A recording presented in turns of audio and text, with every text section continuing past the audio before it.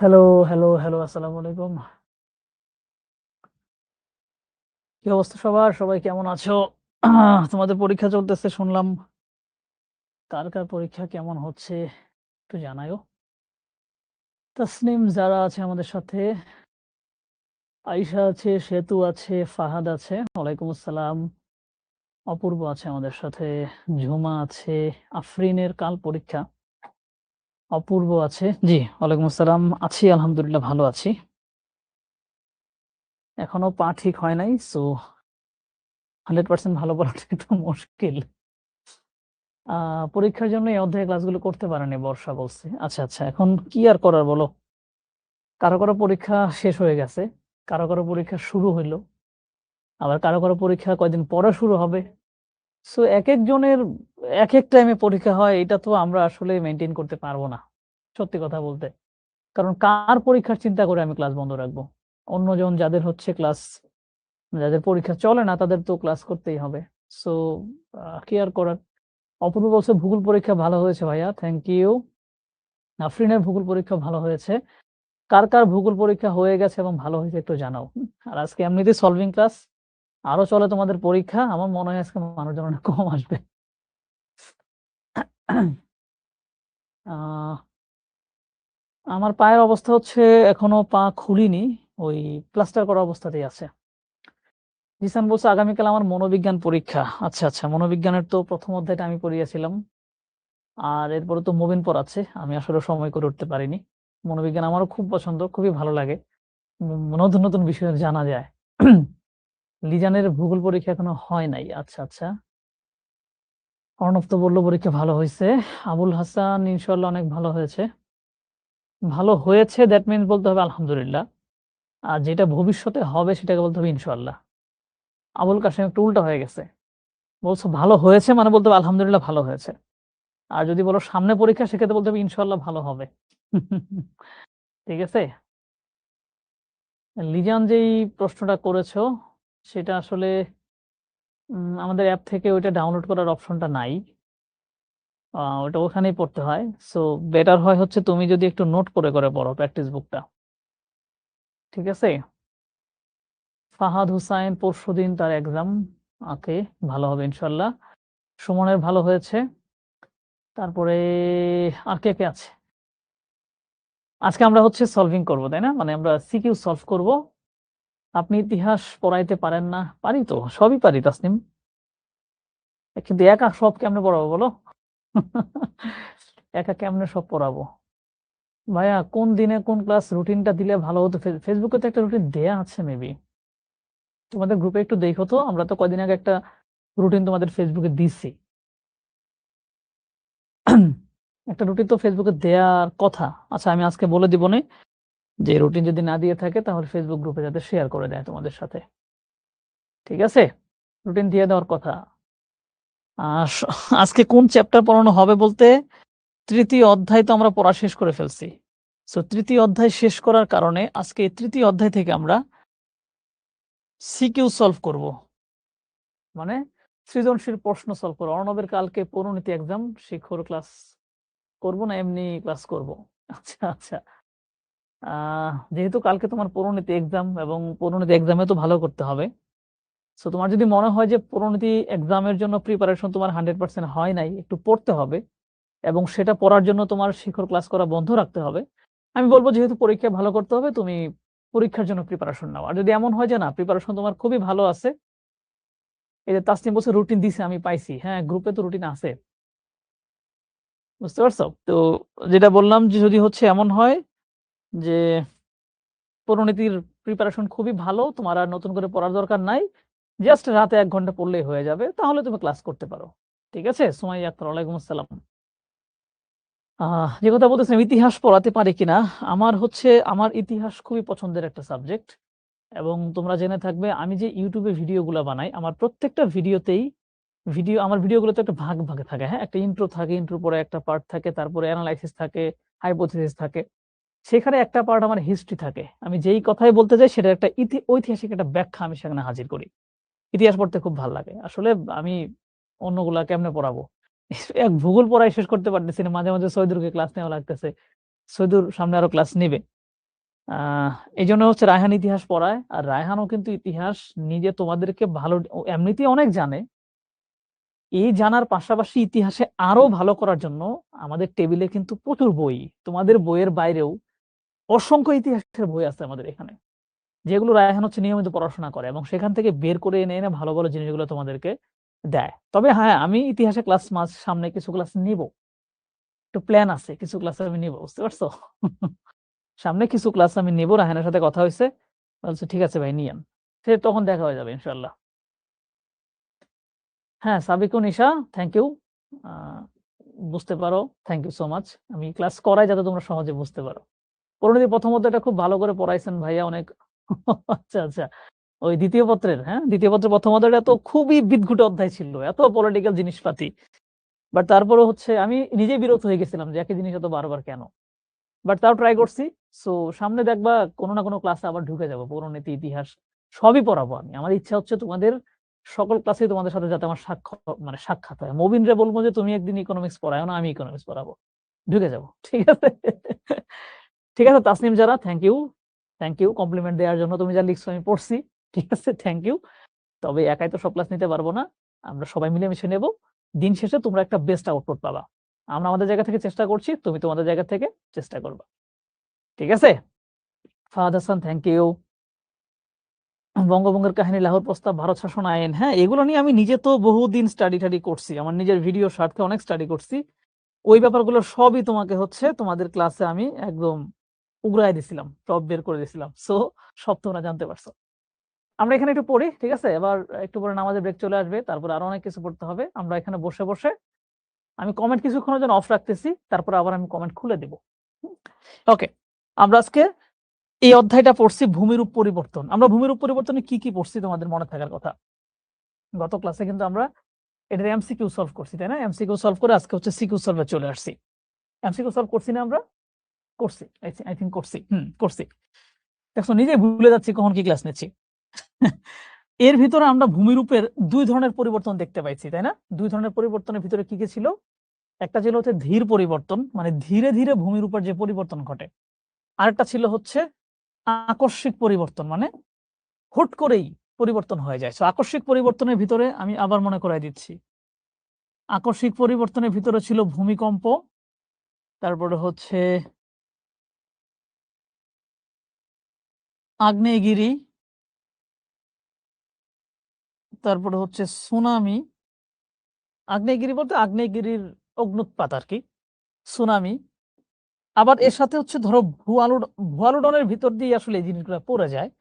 তারপর এগুলো ছিল হচ্ছে তোমার আকস্মিক পরিবর্তন, হঠাৎ করেই পরিবর্তনটা চলে আসে। আবার ধীর পরিবর্তন আছে, ধীরে ধীরে যে পরিবর্তন হয়। ধীরে ধীরে পরিবর্তনের ভিতরে আমরা ধীরে ধীরে পরিবর্তন কয়েকটা প্রক্রিয়ায় ঘটে। সেখানে আমরা দেখছিলাম যে প্রথমে শিলা চূর্ণ বিচূর্ণ হয়, যেটাকে বলা হয় বিচূর্ণী ভবন। এই বিচূর্ণী ভবনের পরে এটা হচ্ছে ক্ষয় হয়, ক্ষয়ী ভবন।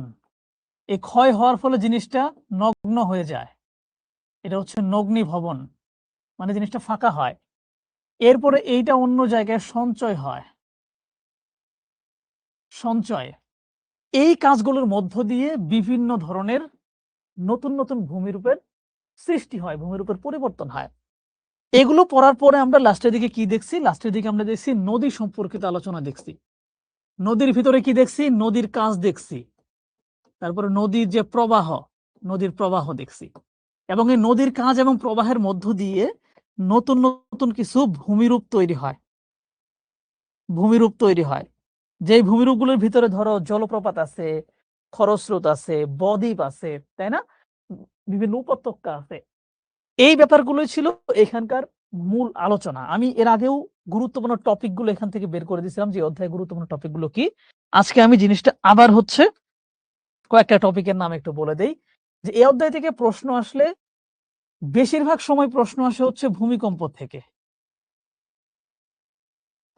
ভূমিকম্প, তারপরে হচ্ছে আগ্নেয়গিরির অগ্নুৎপাত। ভূমিকম্প থেকে আসে, আগ্নেয়গিরির অগ্নুৎপাত থেকে আসে, নদীর কাজ, ও প্রবাহ, নদী সংক্রান্ত জিনিস থেকে প্রশ্ন আসে। এই তিনটা থেকে সবচেয়ে বেশি বড় প্রশ্ন আসে এবং নদীর কাজের ফলে যেই ভূমিরূপের সৃষ্টি হয় সেখান থেকেও আসে। এই তিনটা হচ্ছে সবচেয়ে বেশি প্রশ্ন আসা টপিক।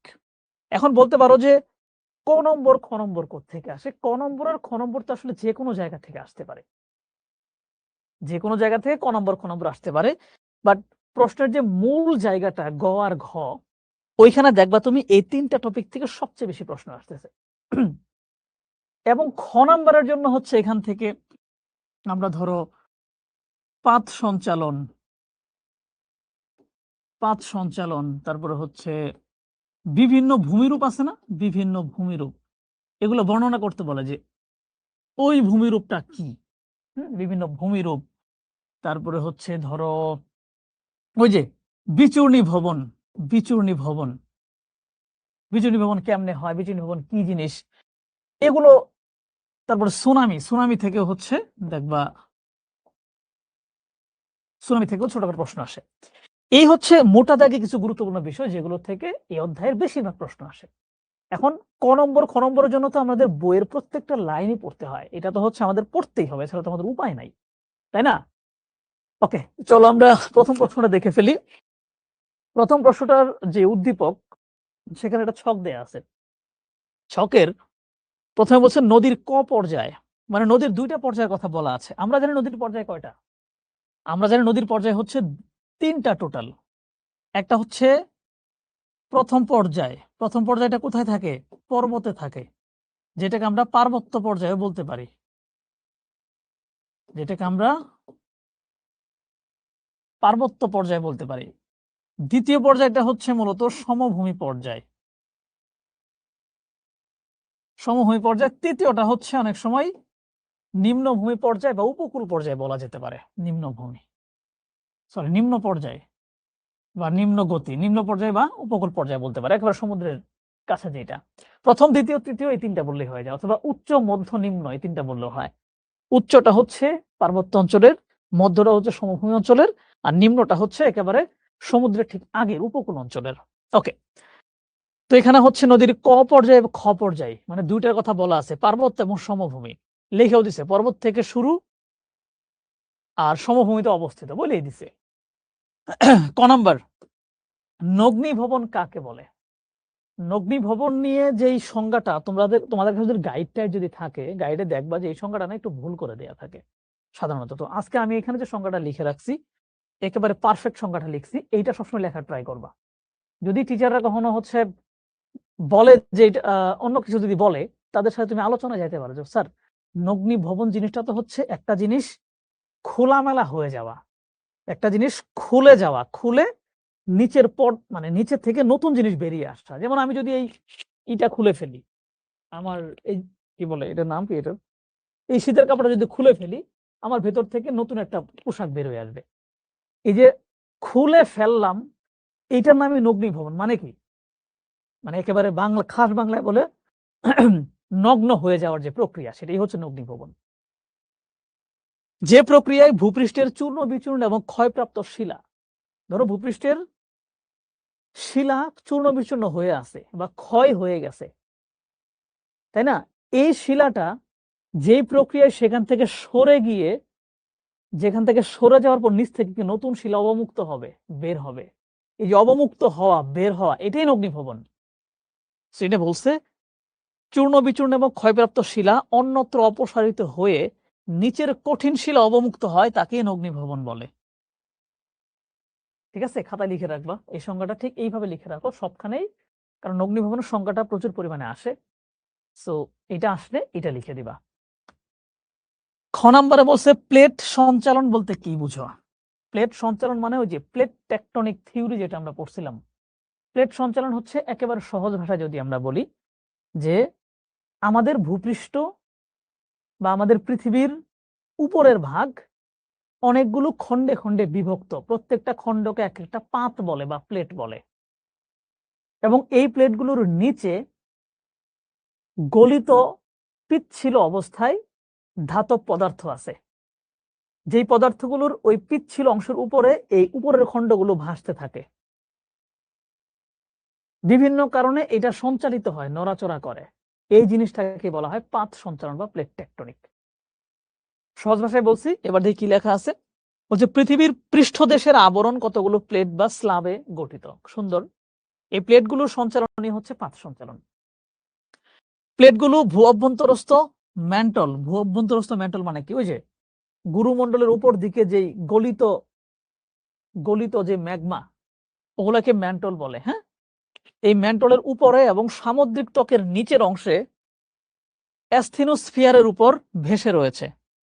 অ্যাস্থিনোস্ফিয়ার ম্যান্টল একই জিনিস। একটা হচ্ছে ধরো আমাদের স্থলভাগের নিচে যেটা, এটাকে ম্যান্টল বলতেছে, আর সমুদ্রের নিচেরটাকে বলা হচ্ছে অ্যাস্থোনিস্ফিয়ার। ঠিক আছে, এটার উপর ভেসে বেড়াচ্ছে। অ্যাস্থোনিস্ফিয়ারের উপরের ভাগপিত ছিল মোম বা তৈলাক্ত পদার্থ দ্বারা গঠিত, যার উপরে অবস্থিত প্লেটগুলো সদা চলাচল করে। প্লেটগুলোর এই চলাচলই হচ্ছে পাত সঞ্চালন। চমৎকার ভাবে লিখে দিচ্ছে। তুমি চাইলে আমি যেভাবে সহজ করে বললাম ওই সহজ ভাবেও তুমি লিখতে পারো। গ নাম্বার, উদ্দীপকের ক পর্যায়ের বর্ণনা দাও। ক পর্যায়ে বলছে কি? পর্বত থেকে উৎপত্তি লাভ করতেছে, তার মানে এটা নদীর প্রথম পর্যায়কে নির্দেশ করতেছে। এখন প্রথম পর্যায়ের বর্ণনা আমরা কিভাবে দেব? প্রথম পর্যায় সম্পর্কে খুব সহজ কয়টা লাইন আজীবন তোমাদের মনে রাখতে হবে এইটা দিয়ে, কারণ এই প্রথম পর্যায়ে নিয়ে প্রচুর প্রশ্ন আসে। এই কয়েকটা লাইন মনে রাখলে আজীবন তোমরা অ্যান্সার করতে পারবা। খেয়াল করো।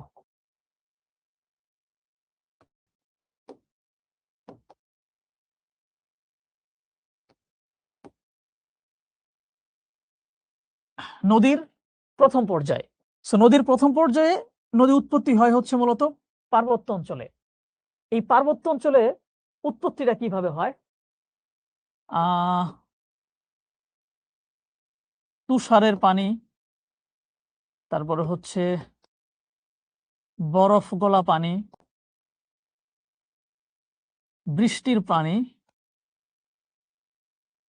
ও,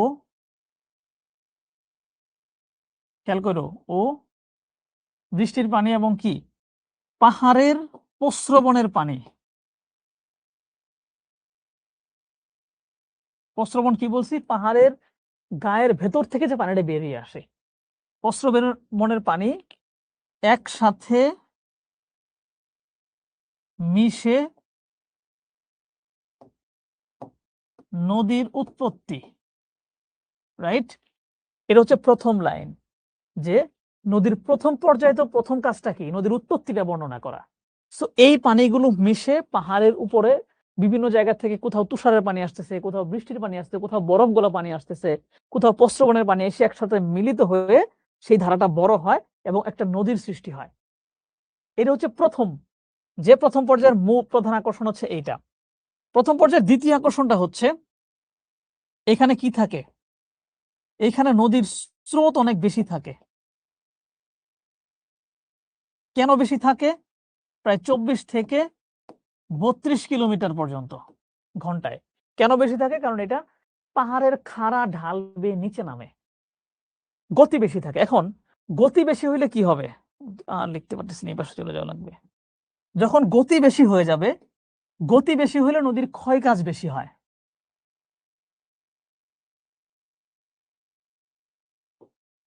ক্ষয় কাজ বেশি হবে। এখন এখানে ক্ষয় কাজ, কোন ক্ষয় কাজ বেশি হয় জানো তো? নদীর ক্ষয় কাজ কয় রকম?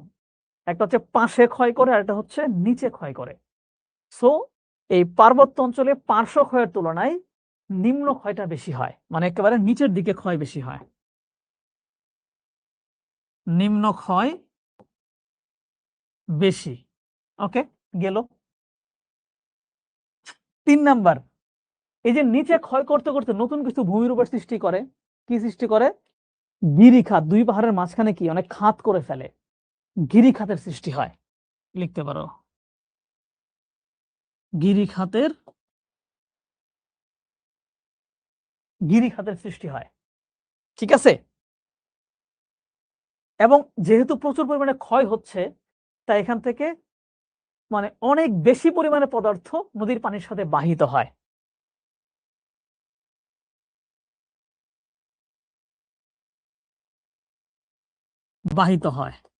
আগেই বলেছি, যেহেতু নদীর গতি এখানে বেশি, এই গতি কাজে লাগায়া বিদ্যুৎ উৎপাদন করা যায়। এই জিনিসগুলো হচ্ছে নদীর প্রাথমিক পর্যায়ে বা পাহাড়ি যে পর্যায়টা আছে সেখানে এই মূল ঘটনাগুলো ঘটে। সো যখনই তোমাকে নদীর প্রাথমিক পর্যায়ে বর্ণনা করতে বলা হবে, এই বেসিক তথ্যগুলো তোমার সাথে থাকলে তুমি এই ব্যাপারগুলো ঘুরায় পেঁচায় বর্ণনা করে লিখে দিলেই 3-এ 3 নাম্বার পাবা। এবং এই প্রশ্নে 3-এ 3 নাম্বার পাওয়ার পেছনে আরেকটা কারণ আছে, সেটা হচ্ছে ছোট্ট একটা চিত্র এঁকে দিতে হবে। কেমন চিত্র? খুবই সিম্পল মানের চিত্র। এইভাবে হচ্ছে একটা পাহাড় আঁকবা, এই সাথে ধরো আরেকটা পাহাড় আঁকবা, এইভাবে এঁকে এই জায়গা দিয়ে হচ্ছে একটু মোটা করে একটা দাগ দিয়ে দিবা। দাগ দিয়ে এইটা সমতল পর্যন্ত নিয়ে যাবে বাঁকা করে, নিয়ে এইখান থেকে তীর চিহ্ন দিয়ে দেখায় দিবা এইটাই হচ্ছে নদীর প্রথম পর্যায়। প্রথম পর্যায় জাস্ট এইভাবে একটু দেখায় দিলেই হয়ে গেল। কারণ পাহাড়ি অঞ্চল নদী চলতেছে, এটা প্রথম পর্যায়ে। সমতলে চলে আসছে, এখান থেকে দ্বিতীয় পর্যায় শুরু হবে। একেবারে ফুল নাম্বার। ঘ নাম্বার, প্রশস্ততা বেশি কিন্তু গভীরতা কম। উদ্দীপকের আলোকে খ পর্যায়টি বিশ্লেষণ করো। প্রশস্ততা বেশি বাট গভীরতা কম, কারণটা কি? খ পর্যায়ে মানে সমভূমি পর্যায়। পাহাড়ে যেহেতু ঢাল থাকে খাড়া, তাই নদীর গতি অনেক বেশি হয়। কিন্তু সমভূমিতে তো ঢাল খাড়া না, সমভূমিতে সমতল, এই নদীর গতি কম হবে। সমভূমিতে পানি যদি এখানে ফেলে রাখতাম, পানিটা আসলে চলতোই না, পানি ওখানে আটকায় থাকতো। বাট সমভূমিতেও কেন নদী চলতেছে? কারণ পেছন থেকে পানির ধাক্কা আসছে, তাই নদী চলতেছে। কিন্তু মাটির ঢালের কারণে নতুন কোনো গতি এখানে পাচ্ছে না। সমভূমিতে নদীর যেটুকু গতি, এই গতিটুকু মূলত পেছন থেকে পানির ধাক্কার গতি। তোমরা গ্রামে থাকো কেউ? কমেন্ট অন করে দিছি। গ্রামে আসো, গ্রামে থাকো এরকম কেউ আসো যাদের বাসায় বা আশপাশে সেলো মেশিন, মোটর দিয়ে যে হচ্ছে খেতে পানি দেয়, এগুলো দেখছো? আমি নিজে এসব মেশিন চালাইছি, বুঝতে পারছো? তো সেলো মেশিনে কি হয়, সেলো মেশিনের যে ড্রেনটা থাকে একদম ক্ষেত পর্যন্ত নিয়ে, ড্রেনগুলো কিন্তু সমতল থাকে, ড্রেনগুলো থাকে সমতল, বাট তারপরেও পানিটা কেন প্রবাহিত হয়? কারণ ওই যে পানি তো ক্রমান্বয়ে পড়তেছে আর পেছনের পানিগুলো তাকে ধাক্কা দিচ্ছে, এই ধাক্কায় সে আগায় যাইতেছে। তো সমভূমিতে যেটা হয়, সমভূমিতে যেটা হয় ওই পেছনের পাহাড়ি অঞ্চলের পানিটা ধাক্কা দিয়ে পানিটা প্রবাহিত করে। এই জন্য সমভূমিতে এসে আহামরি স্রোত থাকে না। স্রোত বেশি না থাকলে নিচের গভীরতা কম হয়, আর দুই সাইডে হচ্ছে তখন পানি ভাঙতে শুরু করে। ঠিক আছে? তো এটাই বলছে যে উদ্দীপকের ইঙ্গিতকৃত খ হলো নদীর সমভূমি পর্যায়ের বা মধ্যগতি। এই যে অনেকের বাড়ি গ্রামে আছে, হ্যাঁ, জিসানের বাড়ি গ্রামে, মারিয়া দেখছে, কাউসার দেখছে, তাসনিম যারা দেখে, যে গ্রামে আছে, ফাহাদ। আমি অনেকদিন গ্রামে ছিলাম, অনেকদিন বলতে আমার এই ঢাকায় আসছি আমি বিশ্ববিদ্যালয় জীবনে। কলেজ জীবনটা ছিল হচ্ছে উপজেলা শহরে, বলতে পারো এটা গ্রামই। কারণ আমি কি করতাম, কলেজ হোস্টেলে থাকতাম দ্বিতীয় বছরটা, আর প্রথম বছর হচ্ছে মেসে ছিলাম। তো ওইখানে আমার আমার কলেজ তো মধুপুর শৈলস্মৃতি কলেজ, এখানে হয়তো বা কেউ থাকতেও পারো, আমি জানি না। তো মধুপুর শৈলস্মৃতি কলেজের লোকেশনটা এরকম জায়গায়, ওখান থেকে জাস্ট কিছু দূর আগায় গেলে মানে পূর্ব দিকে 5-7 মিনিট হাঁটলেই গ্রামের মধ্যে চলে যাওয়া যায়। তো আমার হচ্ছে যেহেতু গ্রামে থেকে অভ্যাস ছিল, আমি আমার বন্ধুদের মিলে প্রতিদিন হচ্ছে বিকাল টাইমে আমরা বের হয়ে যেতাম, এবং বের হয়ে একেবারে পুরোপুরি বিশাল পুরো গ্রাম অঞ্চল ঘুরে ঘুরে দেখে ফেলছি আমরা। সো বলা যায় গ্রামেই ছিলাম আর কি। ঠিক আছে, একদম। আর স্কুল থেকে মানে স্কুল পর্যন্ত একদম গ্রামে ছিলাম। যাই হোক, তো এখানে দেখো একটু বর্ণনা লেখা আছে, আমরা একটু পড়ে দেখি। বলছে পার্বত্য অঞ্চলের পর নদী যখন সমভূমির উপর দিয়ে প্রবাহিত হয় তাকে সমভূমি অবস্থা বা মধ্যগতি বলে। মধ্যগতিতে নদীর বিস্তার বেশি হয়, নদীর অববাহিকা প্রশস্ত হয়, মানে কি নদী বিস্তারটা বেশি হয়ে যায়, নদী আর নিচের দিকে ঘায়েল করতে পারে না।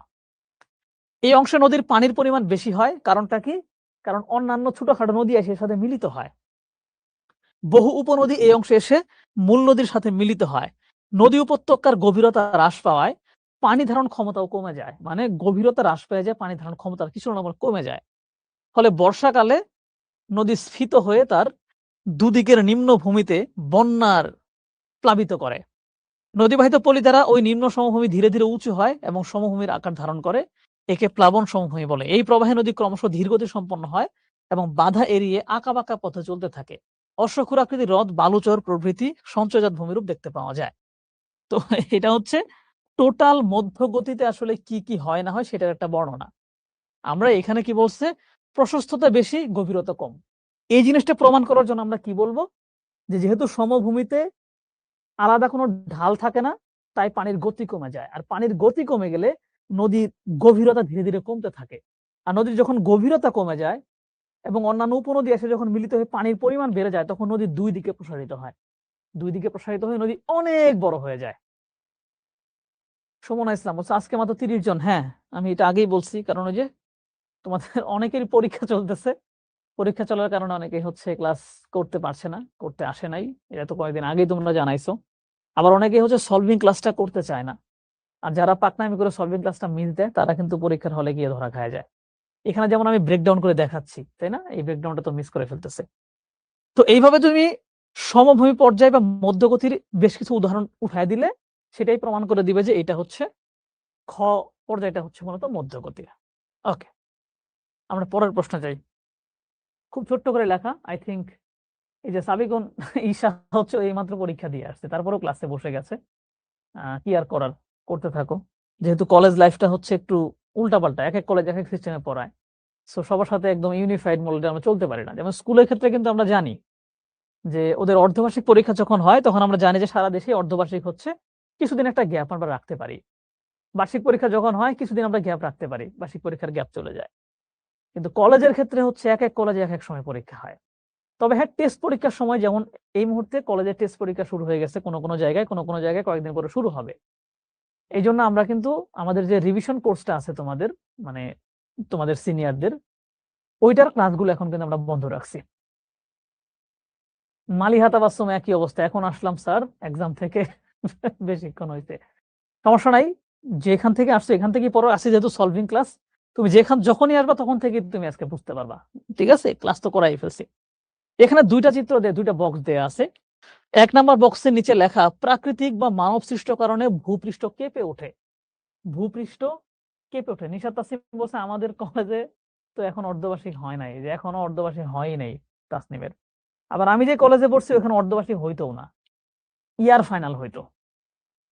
বুঝতে পারছো? তার মানে এটা হচ্ছে ভূমিকম্প সম্পর্কে বলা হচ্ছে। কি বলছে? প্রাকৃতিক বা মানব সৃষ্ট কারণে ভূপৃষ্ঠ কেঁপে ওঠে, মানে কি ভূমিকম্প। আর ২ নম্বরে বলছে সমুদ্রের তলদেশে ভূমিকম্পের ফলে পোতাশ্রয়ে জলোচ্ছ্বাসের সৃষ্টি হয়। পোতাশ্রয় কি? সমুদ্রের উপকূল, যেখানে হচ্ছে সমুদ্রের উপকূলে যে শহরগুলো থাকে, গ্রামগুলো থাকে, সেখানে বড় ঢেউয়ের সৃষ্টি হয়, জলোচ্ছ্বাস। কি জন্য? সমুদ্রের তলদেশে ভূমিকম্পের ফলে। তার মানে এটা হচ্ছে মূলত সুনামির কথা বলা হচ্ছে। এটা বলা হচ্ছে সুনামির কথা। তো এখানে দুইটা দুর্যোগের কথা পাইলাম, একটা হচ্ছে ভূমিকম্প, একটা হচ্ছে সুনামি। আছে কিন্তু অনেকগুলো প্রশ্ন, সবগুলো হয়তো সলভ করার সময় পাবো না, আমরা যত দূর যাইতে পারি। সাবিকুন বলছে ভূমিকম্প কি মানব সৃষ্ট? না, ভূমিকম্প প্রাকৃতিক মানব সৃষ্ট দুই ধরনের কারণেই হতে পারে। সাপোজ আমাদের বঙ্গোপসাগরে যদি একটা পারমাণবিক বোমার বিস্ফোরণ ঘটায়, তাহলে কিন্তু বাংলাদেশ সহ কেঁপে উঠবে। বুঝতে পারছো? ধরো বঙ্গোপসাগরে পারমাণবিক বোমার একটা টেস্ট চালাইলো, এই টেস্টের ফলে সেখানে যেই পরিমাণ বিস্ফোরণটা ঘটবে, এইটার ফলে কিন্তু বাংলাদেশও কেঁপে উঠবে। তখন কিন্তু ভূমি কেঁপে ওঠা মানেই কিন্তু ভূমিকম্প, সেটা যেই কারণেই কাঁপুক। যদি মানুষের কোনো কারণে কাটে তাহলে মানব সৃষ্ট কারণ, আর যদি প্রাকৃতিক ভাবে হয়, যেমন প্লেট চলাচলের কারণে, ভূ অভ্যন্তরে হঠাৎ করে শক্তি অবমুক্ত হওয়ার কারণে, ঠিক আছে, কোন কোন জায়গায় হচ্ছে দুই প্লেট সংঘর্ষের কারণে, তারপরে ফাটল রেখা দিয়ে যদি হঠাৎ করে জিনিসগুলো বাইরে বেরিয়ে আসে, তখন সেখানে আগ্নেয়গিরির অগ্নুৎপাত ঘটে, এইটার ফলেও আশপাশ কেঁপে ওঠে, সেই কারণেও ভূমিকম্প হয়। পোতাশ্রয় মানে উপসাগর না, পোতাশ্রয় মানে হচ্ছে সমুদ্রের উপকূলে যেখানে মানুষজন বসবাস করে, ওই অঞ্চলটাকে পোতাশ্রয় বলে। ধরতে পারো তুমি, এটা হচ্ছে একটা উপকূল বোঝাচ্ছে। ওকে, তো এখান থেকে প্রথম প্রশ্ন হচ্ছে পলল কোণ কাকে বলে? পলল কোণটা তো হচ্ছে, ধরো এই যে পাহাড়ের চিপা দিয়ে একটা নদী আইসে সমভূমিতে পড়লো, এই সমভূমিতে পড়ার ফলে পাহাড় থেকে যেই পরিমাণ মাটি, যেই পরিমাণ পলি নদীর স্রোত নিয়ে আসতেছিল, সমভূমিতে পড়ার সাথে সাথে নদীর গতিটা কি কমে যায়, তখন সেই মাটিগুলো এইখানে জমা হইতে থাকে, জমা হয়ে এই যে এইরকম টাইপের কিছু ভূমিরূপ গড়ে ওঠে, এবং এই সাইড দিয়ে মনে করো নদীটা চলে গেল, এইদিকে এইভাবে ভূমিরূপটা গড়ে উঠলো। এগুলাই হচ্ছে মূলত পলল কোণ। ওকে, আমরা এখানে দেখি, বলছে পার্বত্য কোনো অঞ্চল থেকে হঠাৎ করে কোনো নদী যখন সমভূমিতে পতিত হয়, তখন শিলাচূর্ণ, পলিমাটি প্রভৃতি পাহাড়ের পাদদেশে সঞ্চিত হয়ে ত্রিকোণ ভূখণ্ডের সৃষ্টি করে, মানে ত্রিকোণাকার কিছু ভূখণ্ডের সৃষ্টি করে। সাবিগুন বলছে পলল কোণটা কিভাবে হয় ওইটা বোঝানোটা অনেক ভালো লেগেছিল, বুঝতেও পারছিলাম। Thank you. ভূখণ্ডের সৃষ্টি করে এরূপ পলল ভূমিকে মূলত পলল কোণ বলে। ওকে। খ নাম্বার বলছে বদ্বীপ কি ব্যাখ্যা করো। বদ্বীপটাও কিন্তু আমি একদম নদী ভেঙে ভেঙে দেখাইছি যে বদ্বীপ কেমনে গড়ে ওঠে। বদ্বীপ হচ্ছে মূলত সমভূমিতে নদীর জীবনচক্রের শেষ পর্যায়ে নিম্ন গতিতে বদ্বীপ সৃষ্টি হয়। মানে একটা নদীর কাজ কি, সে পাহাড়ি অঞ্চল থেকে মালামাল বহন করে নিয়ে আসতে থাকা আসে নদী যেখানে শেষ হয়ে গেল ওইখানে তো সবকিছু জমা হবে। ওইখানে সবকিছু জমা হইতে হইতে হইতে হইতে দেখবা বিশাল বড় একটা ভূখণ্ড জেগে উঠছে সমুদ্রের বুকে, তার পাশে আরেকটা জেগে উঠছে, এইভাবে সবগুলো একসাথে মিলে একটা নতুন ভূমি উঠছে, এটার নাম হচ্ছে বদ্বীপ। ঠিক আছে, এটাই বলছে সমভূমিতে নদীর জীবন চক্রের শেষ পর্যায় হচ্ছে নিম্ন গতি, আর নিম্ন গতিতেই বদ্বীপ সৃষ্টি হয়। নিম্ন গতিতে তুমি এটার বদ্বীপ কি যেহেতু বলছে, প্রথম লাইনে একটা ব্যাখ্যা দিতে পারো যে বদ্বীপ হচ্ছে এমন একটা ভূমিরূপ যেটা নদী তার নিম্ন গতিতে পলি সঞ্চয় করে করে গড়ে তোলে। আমি এখানে লিখে দিই, হ্যাঁ, ব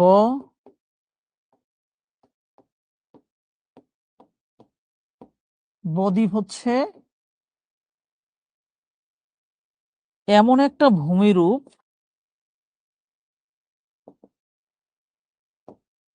যা নদী তার নিম্ন গতিতে বা নিম্ন পর্যায়ে পলি সঞ্চয় করে গড়ে তোলে। এইটার আকৃতি হয় ইংরেজি ব অক্ষরের মতো, সরি ইংরেজি ব বলতেছি, বাংলা ব অক্ষরের মতো। এর আকৃতি হয় বাংলা ব অক্ষরের মতো অথবা মাত্রাহীন এর মতো। ধরো এ লেখলাম আমরা এইভাবে, তাই না, এইভাবে দিয়ে এইখানে আমরা এ দিয়ে দিই, যে নিচে যে দুইটা ই আছে না, এই দুটোকে বলা হয় মাত্রা। এই দুইটা যদি আমি কেটে দেই তাহলে কি এরকম থাকলো, এটা হচ্ছে মাত্রাহীন এ, এটাও কি বয়ের মতো এবং আকৃতি হয় বাংলা ব অক্ষরের মতো, তাই এটা হচ্ছে বদ্বীপ। নিম্ন গতিতে নদীর স্রোত বেগ খুবই কমে যায়, ফলে নদীবাহিত পলি বালি কাঁকর প্রভৃতি তলানি রূপে নদীতে সঞ্চিত হতে থাকে। এই তলানি প্রথমে নদীর মোহনায় বিভিন্ন চরের সৃষ্টি করে, পরে চর সমূহের মধ্য দিয়ে নদীর স্রোতধারা বিচ্ছিন্ন হলে ত্রিকোণাকার এক নতুন ভূমিরূপের সৃষ্টি করে। এইভাবে বদ্বীপ সমূহই গঠিত হয়, বা ডেল্টার মতো, রাইট, এটাকে ডেল্টা বলে। ইংরেজি শব্দ ডেল্টার মতো, আর বাংলায় বয়ের মতো, সরি ইংরেজি ডেল্টা না, মানে গ্রিক ডেল্টার মতো, বাংলা বয়ের মতো, আর ইংরেজি মাত্রাহীন এর মতো। ওকে। গ নাম্বার, উদ্দীপকে উল্লেখিত এর কারণ ব্যাখ্যা করো। সরি, উল্লেখিত একের কারণ। এক কি? উল্লেখিত এক হচ্ছে মূলত ভূমিকম্প। ভূমিকম্পের ৩-৪টা কারণ একটু মনে রাখবা। একটা হচ্ছে পাত সঞ্চালন, মানে কি, প্লেটগুলো যদি সঞ্চালিত হয় তাহলে ভূমিকম্প হতে পারে। ২ নাম্বার, ভূ অভ্যন্তরে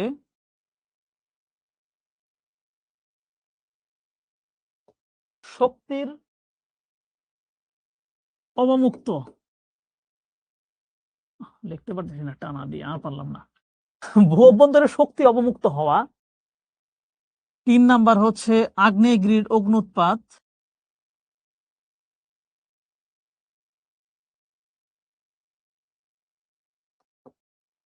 অগ্নুৎপাত। ৪ নাম্বার বলতে পারো মানব সৃষ্ট কিছু কারণ। মানব সৃষ্টির ভিতরে কি কি আছে? ওই যে বড় ধরনের বিস্ফোরণ ঘটানো, পারমাণবিক বিস্ফোরণ ঘটানো, তারপরে নিজেদের কাজের ফলে পাহাড় ধস করায় ফেলা ইত্যাদি কারণে অঞ্চলটা কেঁপে উঠবে। বড় কথা হচ্ছে এলাকা কেঁপে ওঠা মানেই ভূমিকম্প। কি কি কারণে কেঁপে উঠতে পারে? পাত সঞ্চালনের ফলে কেঁপে উঠতে পারে। ভূ অভ্যন্তরে কখনো হঠাৎ করে একটা শক্তি অবমুক্ত হইলো, কোনো একটা জায়গায় তাপ চাপ কমে গেল, অবমুক্ত, অব অব অব এই যে ব অবমুক্ত মানে কি, ছেড়ে দেওয়া যেটা। ঠিক আছে, এরকম আরো বেশ কয়েকটা আছে, আরো বেশ কয়েকটা তো বইয়ের মধ্যে আছে, এরকম 3-4টা খুবই কমন। এই 3-4টা খুব মনে থাকে ভালো করে, এই 3-4টা তুমি মনে রাখবা। এই 3-4টা দিয়ে যে কোনো প্রশ্ন উত্তর করা যাবে। বইয়ের ভিতরে আরো আছে, চাইলে তুমি সেগুলো দেখে নিতে পারো। সো এই কারণগুলো ব্যাখ্যা করে দিলে হয়ে গেল। ঘ নাম্বারে বলছে উদ্দীপকে উল্লেখিত 2 এর ফলাফল বিশ্লেষণ করো। 2 নম্বরে কি ছিল? 2 নম্বরে ছিল যে সুনামি। সুনামির ফলাফল তো ভয়ঙ্কর। সুনামি জিনিসটা কি প্রথমে আমরা ব্যাখ্যা করব, যে যখন সমুদ্রের তলদেশে ভূমিকম্প হয় কিংবা সমুদ্রের তলদেশে যদি কখনো আগ্নেয়গিরির অগ্নুৎপাত ঘটে, তাহলে ওইখানে যে বিপুল পরিমাণ শক্তি অবমুক্ত হইল, এই শক্তি অবমুক্তের ফলে সমুদ্রে বিশাল বড় ঢেউয়ের সৃষ্টি হয়। এই ঢেউটার নামই হচ্ছে সুনামি। আর এই সুনামি বা এই বড় ঢেউটা শহরে এসে আঘাত হানে, উপকূলে এসে আঘাত হানে, এবং হানার ফলে এর ফলাফল খুবই ভয়ঙ্কর হয়। কি কি ফলাফল? পুরো এলাকা হচ্ছে পানির নিচে তলায় যেতে পারে, শহর ধ্বংস হয়ে যেতে পারে, কৃষি ফসল নষ্ট হতে পারে, ব্যাপক প্রাণহানি ঘটতে পারে, বাঁধ ভেঙে যেতে পারে। এই যে 4-5টা কারণ বলে ফেললাম, হয়ে গেল। ঠিক আছে, ওকে, 2 নাম্বার গেল। আজকে তো অনেক ব্যাখ্যা করতেছে দেখা যায়। নামাজের সময় আচ্ছা আরো 5-7 মিনিট পরে আজান দিবে। ঘটনা 1, ভূপৃষ্ঠে হঠাৎ ঝাঁকুনি অনুভূত হয়। মানে কি? বুঝতেই পারতেছো, এটা ভূমিকম্প নিয়ে বলতেছে। ঘটনা 2, মোচাকৃতি পর্বতের জ্বালামুখ দিয়ে লাভা নির্গত হয়। তার মানে এটা হচ্ছে আগ্নেয়গিরি। একটা ভূমিকম্প, একটা আগ্নেয়গিরি। বুঝতে আমরা কিন্তু এগুলো আলোচনা করে ফেলছি, এখন এগুলো এমনিই পারবো। প্রথম প্রশ্ন, নগ্নি ভবন কাকে বলে? এই প্রশ্ন আমরা এই তোমাদের পড়ে আসছি, এখন আমরা পড়তেছি না। সূর্যের তাপ কিভাবে বিচূর্ণী ভবন ঘটায় ব্যাখ্যা করো। বিচূর্ণী ভবন কি জিনিস? তাপ, চাপ, তারপরে রাসায়নিক প্রক্রিয়া ইত্যাদি বিভিন্ন কারণে যখন ভূপৃষ্ঠের শিলা চূর্ণ বিচূর্ণ হয়, সেটাকে বিচূর্ণী ভবন বলে। ঠিক আছে, সো এই বিচূর্ণী ভবনে সূর্যের তাপের একটা বড় অবদান আছে, তাই না? কারণ যেহেতু তাপের ফলে একটা জিনিস ফেটে যেতে পারে। মেন কথা হচ্ছে, ধরো একটা জিনিসকে তুমি একবার তাপ দিলা, আবার শীতল করে ফেললা, উষ্ণ এবং শীতল ক্রমান্বয়ে হইতে থাকলে ওই জিনিসটা একসময় ফেটে যায়, ওই জিনিসটা একসময় ফেটে যায়। আর উষ্ণ করার জন্য কিসের দরকার? সূর্যের তাপের দরকার বা সূর্যের আলো দরকার। এইভাবেই হচ্ছে সূর্যের তাপ বিচূর্ণী ভবন ঘটায়। এখানে পড়লে আরো ক্লিয়ার হবে। দেখো, বিচূর্ণী ভবনের অন্যতম কারণ হচ্ছে তাপমাত্রার পার্থক্য। বিচূর্ণী ভবনের অন্যতম কারণ হচ্ছে তাপমাত্রার পার্থক্য। সূর্যের তাপ এই ক্ষেত্রে প্রধানতম নিয়ামক। তাপমাত্রার পরিবর্তনে শিলা রাশির আয়তনের হ্রাস বৃদ্ধি ঘটে।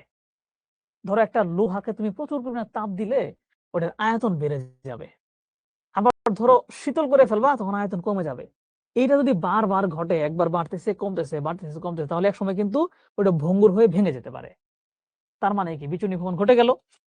যেমন দিনের বেলায় সূর্যতাপে শিলা রাশির আয়তন বেড়ে যায়, আবার রাতে উত্তাপ কমে গেলে তা সংকুচিত হয়। এভাবে অসমভাবে শিলা রাশি সংকুচিত এবং প্রসারিত হলে তা খণ্ড বিখণ্ড হয়ে যায় এবং বিচূর্ণী ভবন ঘটায়।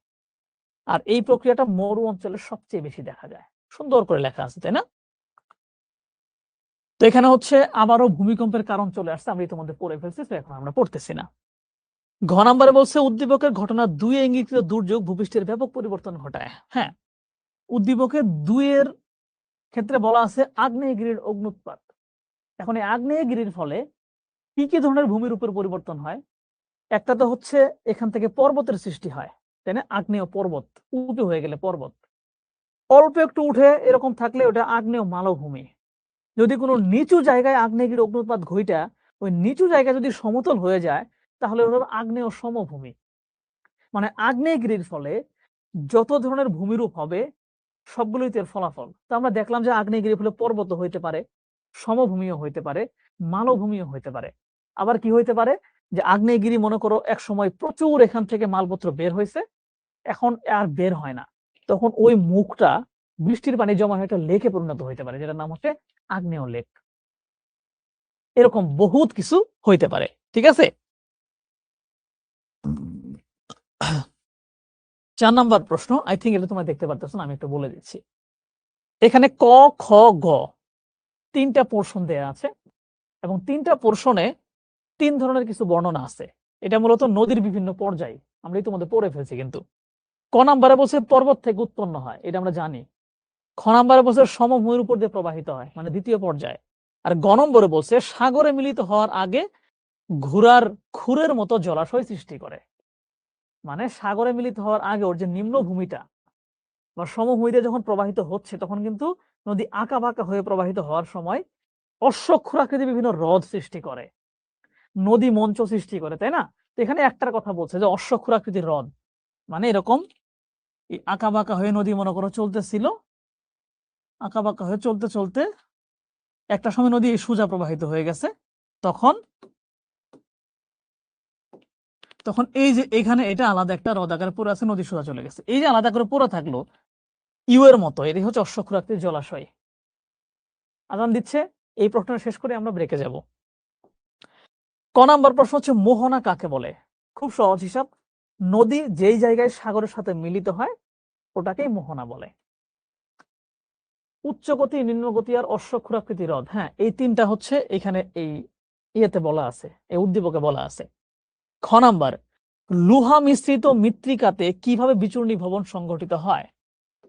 লোহা মিশ্রিত মাটি, মনে করো একটা মাটির ভিতরে লোহা মিশে আছে, সেখানে বিচূর্ণী ভবন কেমনে হবে? এখানে কিন্তু রাসায়নিক বিক্রিয়া ঘটবে, কারণ মাটির ভিতরে কি থাকে? আর্দ্রতা থাকে, পানি থাকে। এই যে রাজীব দাস হচ্ছে পরীক্ষা দিয়ে আসছে, তাই না? বলছে ভাই আপনার পড়ানো থেকে অনেক কিছু কমন পড়ছে, পরীক্ষা 90+ পাবো ইনশাল্লাহ। থ্যাংক ইউ, আমাকে ধন্যবাদ দিছে। ওকে ওকে, কমন তো পড়বেই, আমার পড়ানো থেকে না, আমি তো জাস্ট দেখায় দেই পড়াশোনাটা তোমার উপরে, তুমি যত বেশি পড়বা তত বেশি কমন পড়বে, আমি সাথে বুঝাই দিচ্ছি যাতে তুমি পরীক্ষায় ভালো করে লিখতে পারো, ঠিক আছে? এই যে রাজীবের মতো সবারই কিন্তু অনেক ভালো হবে পরীক্ষা, বলে দিচ্ছি। এটা হচ্ছে একটা রাসায়নিক বিক্রিয়া ঘটে, কারণ মাটির ভিতরে পানি থাকে, আর্দ্রতা থাকে, ওই আর্দ্রতার সাথে লোহার একটা বিক্রিয়া ঘটে, সেখানে মরিচা হয়ে যায়, মরিচা হয়ে সেই লোহাটা খন্ড বিখণ্ড হয়ে যেতে পারে, রাইট? এটা একটা রাসায়নিক বিক্রিয়া, এটার নাম হচ্ছে জারণ। এখানে বলে দিচ্ছে যে লোহা মিশ্রিত মাটিতে সাধারণত জারণ এবং আর্দ্রকরণ প্রক্রিয়ার মাধ্যমে বিচূর্ণী ভবন ঘটে থাকে। জারণ এবং আর্দ্রকরণ উভয়ই রাসায়নিক বিক্রিয়ার বিচূর্ণী ভবনের উদাহরণ। এই প্রক্রিয়ায় শিলা বা খনিজ পদার্থের রাসায়নিক গঠন পরিবর্তিত হয়ে যায়। লোহার সাথে অক্সিজেনের বিক্রিয়ায় মরিচা পড়ে এবং এটি ধীরে ধীরে ক্ষয়প্রাপ্ত হয়। এছাড়াও পানির উপস্থিতিতে লোহা আর্দ্র হয়ে বিচূর্ণ হতে পারে। যখন লোহা অক্সিজেনের সংস্পর্শে আসে তখন এটি জারিত হয়ে ফেরিক অক্সাইডে পরিণত হয়। মানে এটা হচ্ছে একটু রসায়নের ব্যাপার সেবা, রাসায়নিক বিক্রিয়ার ব্যাপার সেবার। এই ফেরিক অক্সাইড সাধারণত হলুদ বা বাদামি রঙের হয়ে থাকে, ফলে এরূপ অঞ্চলে লোহা মিশ্রিত লাল বর্ণের মাটির পাশাপাশি বাদামি রঙের মাটিও দেখা যায়। এত কিছু লিখতে হবে না, এইটুকুর উত্তর লেখার জন্য তুমি জাস্ট এটা লিখলেই হবে যে লোহা মিশ্রিত মৃত্তিকাতে জারণ এবং আর্দ্রকরণ ঘটে। কারণটা কি? লোহা মিশ্রিত মাটি, ওইখানে হচ্ছে লোহা অক্সিজেনের সংস্পর্শে আসে এবং মাটির সাথে পানি মিশে থাকে, পানির সংস্পর্শে আসে। সো অক্সিজেন আসার পরে মরিচা হয়, পানির সাথে আসার ফলে আর্দ্রকরণ হয়, এই দুইটার ফলে এখানে বিক্রিয়া ঘটে চূর্ণ বিচূর্ণ হয়ে যায়। এটাও লিখলেই হয়ে যায়। উদ্দীপকে ইঙ্গিতকৃত ক পর্যায়ে মানে কি? প্রথম পর্যায়ে নির্দেশ করে। প্রথম পর্যায়ে বর্ণনা আমি তোমাদের কয়েকবার এখন আর দিচ্ছি না। ঘ নাম্বার বলছে গ পর্যায়ে অঙ্কিত ভূমির গঠন প্রক্রিয়া। বলছে গ পর্যায়ে অশ্বক্ষুরাকৃতি যে ভূমিরূপটা গঠিত হয়েছে, একটা হ্রদের সৃষ্টি হয়েছে বা জলভূমি সৃষ্টি হয়েছে, এটা কেমনে গঠিত হয়েছে সেটা আমরা দেখব। খুবই সিম্পল, মধ্য গতিতে এবং নিম্ন গতিতে নদীর গতি যেহেতু কম থাকে পানির, তাই নদী তখন আঁকা বাঁকা হয়ে চলাফেরা করে, যেদিকে নরম মাটি পায় সেদিকে এসে ভেঙে ফেলে। এই আঁকা বাঁকা হয়ে চলতে চলতে একটা পর্যায়ে কি এমন হয় যে আগের বাঁক এবং পরের বাঁক তারা অনেক সময় সোজা চলা শুরু করে দেয়, তখন এই যে অংশটুকু বাঁকা ছিল সেটা বিচ্ছিন্ন হয়ে যায় এবং ওইটুকুই নতুন একটা ভূমিরূপ হিসেবে থেকে যায়। আমরা দেখি এখানে উদ্দীপকে গ পর্যায়ে ইঙ্গিতকৃত ঘোড়ার খুরের ন্যায় ভূমিরূপটি হচ্ছে অশ্বক্ষুরাকৃতি হ্রদ। দেখো, মাঝে মাঝে প্লাবন সমভূমি অঞ্চলের কোন কোন নদীতে অসংখ্য বাঁক দেখা যায়। কোন কোন সময় এই বাঁক এত বেশি বৃদ্ধি পায় যে দুটি বাঁক নিজেদের খুব কাছাকাছি চলে আসে, মানে যেরকম এরকম এদিক দিয়ে বাঁকতে বাঁকতে এদিকে যায়, আবার বাঁকা হয়ে এইদিকে চলে আসে, মানে এই প্রান্ত আর এই প্রান্ত কাছাকাছি চলে আসে এবং কোনো এক সময় এদিকে সোজা চলতে থাকে, তখন এই যে এটুকু বাতিল পড়ে থাকে। এটাই বলছে যে পরস্পর সন্নিকটে অগ্রসর হলে তাদের মধ্যবর্তী অংশ ক্ষয় হয়ে তারা একত্রে যুক্ত হয়ে পড়ে, তখন নদী সোজা পথে চলতে থাকে, আর সোজা পথে চলার সময় যে অংশটুকু থেকে গেল এটাই হচ্ছে অশ্বক্ষুরাকৃতি হ্রদ। ওকে, আমরা হচ্ছে নামাজের ব্রেকে যাচ্ছি, এরপরে এসে পরের গুলা পড়বো।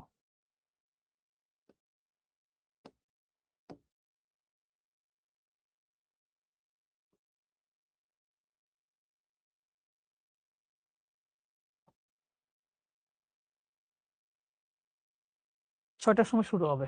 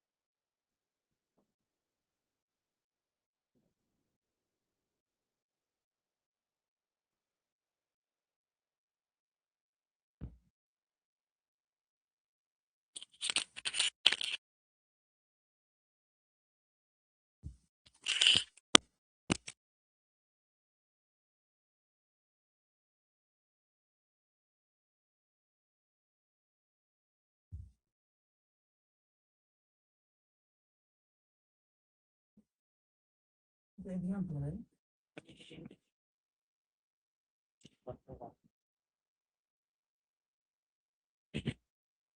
পিন হয়ে গেছে, একটা কমেন্ট পিন হয়ে গেছে।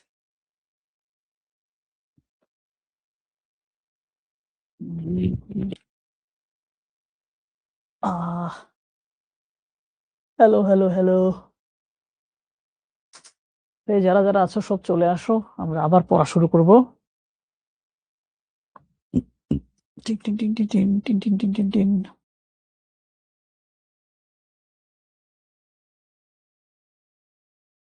কই কই এই রাজীব দাস চলে আসছে। রাজীব দাস কি পরীক্ষা চলতেছে নাকি শেষ হয়ে গেল? আর কয়টা আছে পরীক্ষা?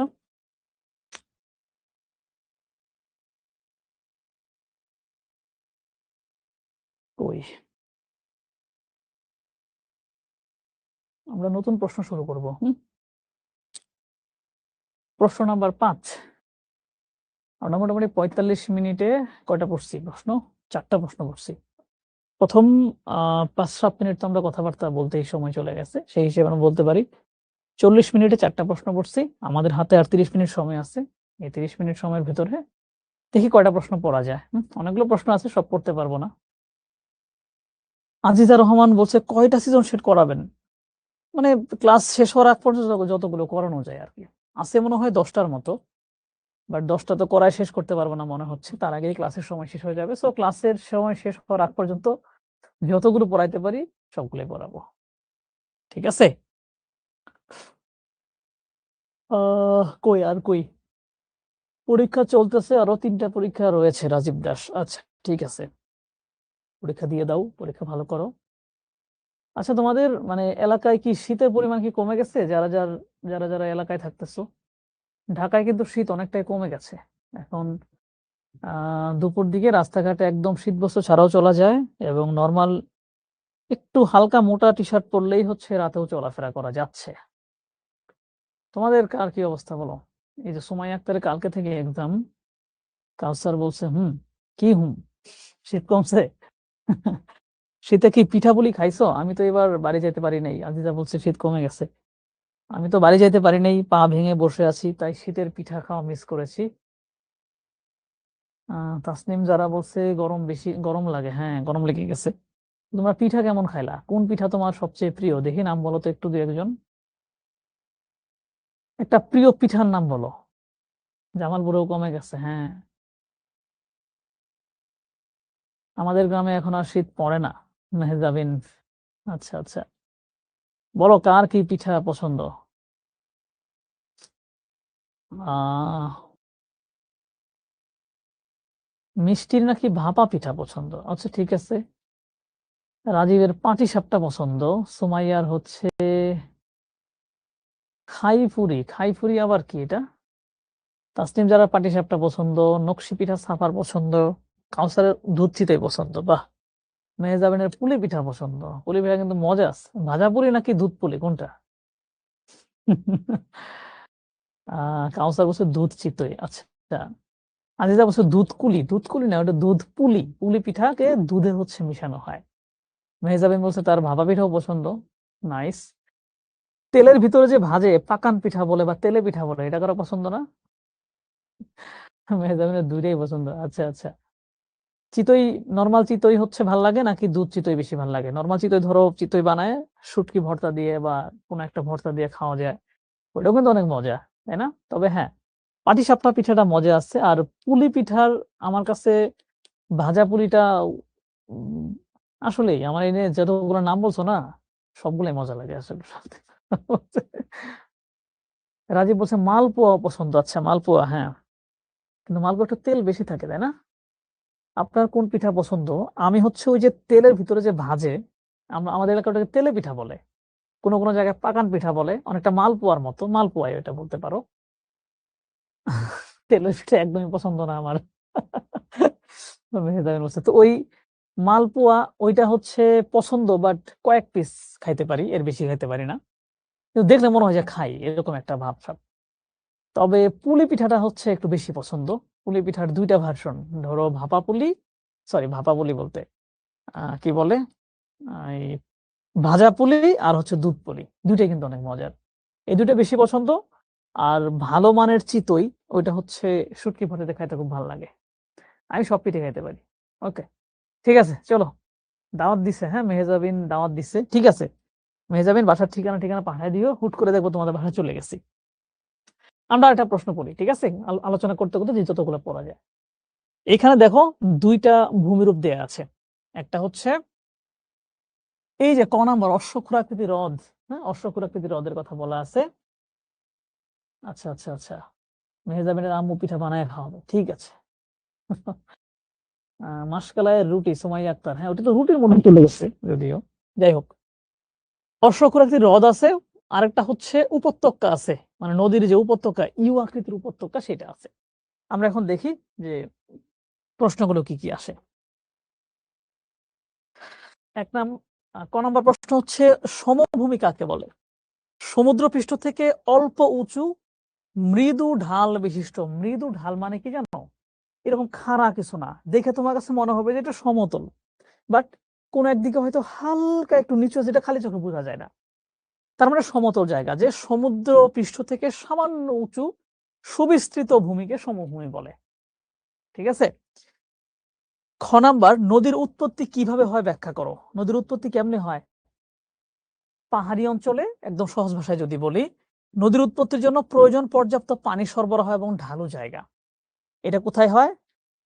পাহাড়ি অঞ্চলে বৃষ্টির পানি, তুষারপাতের পানি, তারপরে হচ্ছে বরফ গলা পানি বা পাহাড়ের প্রস্রবণের পানি একসাথে হয়ে যখন পাহাড়ের ঢাল বেয়ে নিচে প্রবাহিত হতে শুরু করে, সেখান থেকে নদীর উৎপত্তি হয় এবং সেটা পরবর্তীতে সমভূমিতে পড়ে এবং ধীরে ধীরে সেটা সমুদ্র অথবা হ্রদে গিয়ে পতিত হয়। কি লেখছে? পাহাড়িয়া অঞ্চলে প্রচুর বৃষ্টির পানি এবং বরফ গলা পানি পাওয়া যায় বলে অধিকাংশ নদী পার্বত্য অঞ্চল হতে উৎপত্তি লাভ করেছে। এছাড়া পাহাড়ের প্রস্রবণের পানিও নদী উৎপত্তিতে সহায়তা করে। সাধারণত পর্বত, উঁচু ভূমি, পাহাড়ের গিরিখাত থেকে সৃষ্ট ঝর্ণা ধারা, বরফ গলিত স্রোত কিংবা স্রোতধারার প্রাকৃতিক পরিবর্তন থেকেই নদীর উৎপত্তি ঘটে। উদ্দীপক উল্লেখিত খ ভূমিরূপের বর্ণনা দাও। খ ভূমিরূপটা কোনটা? এই যে ইউ আকৃতির উপত্যকা। উপত্যকা কি জিনিস? উপত্যকা কিন্তু ধরো দুই পাশে উঁচু, মাঝখানে নিচু, ওই জায়গাটাকে উপত্যকা বলে। ধরো যদি এদিকে যদি একটা বিশাল পাহাড়ি অঞ্চল থাকে, হ্যাঁ, এরকম বিশাল পাহাড়ি অঞ্চল, এই পাহাড়ি অঞ্চলের মাঝখানে এই যে নিচু হইলো, নিচু হয়ে ধরো কিছুটা এরকম সমতল টাইপের, এই পাশে গিয়ে আবার এরকম বিশাল পাহাড়ি অঞ্চল, এই যে অংশটুকু এই যে মাঝখানে থাকলো, এইটার নাম হচ্ছে উপত্যকা। এখন এইটা ধরো দুই পাহাড়ের মধ্যবর্তীও হতে পারে। আবার একটা নদী যখন প্রবাহিত হয়, নদী তখন কি করে? নদী তখন মাটিটাকে ক্ষয় করে এরকম একটা নিচু বানায় ফেলে। নদীর দুই পাশে থাকে সমতল উঁচু জায়গা, আর নদীর তলদেশটা এরকম নিচু থাকে। তো এই নিচু জায়গাটা দুই রকম হয়। আশফাক বলছে প্রস্রবণ কি ভাইয়া? দেখো, প্রস্রবণ কিন্তু আমি একাধিকবার আলোচনা করেছি।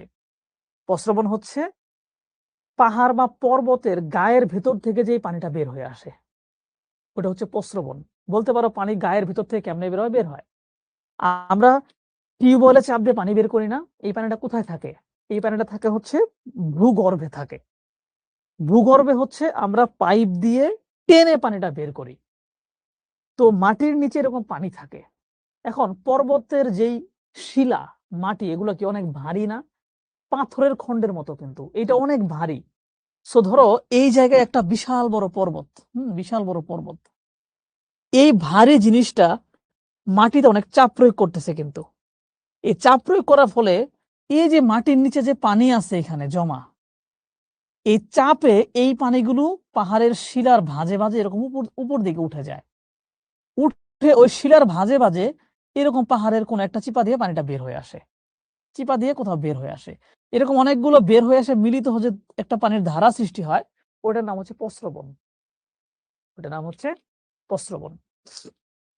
বুঝতে পারছো? তো যেটা বলতেছিলাম যে ওই ভূমিরূপ, একটা হচ্ছে ধরো পানির স্রোত অনেক বেশি থাকলে এরকম খাড়া ভূমিরূপ হয়ে যায়, যে নিচের দিকে এরকম খোদাই হয়, এটা ভি এর মতো লাগতেছে।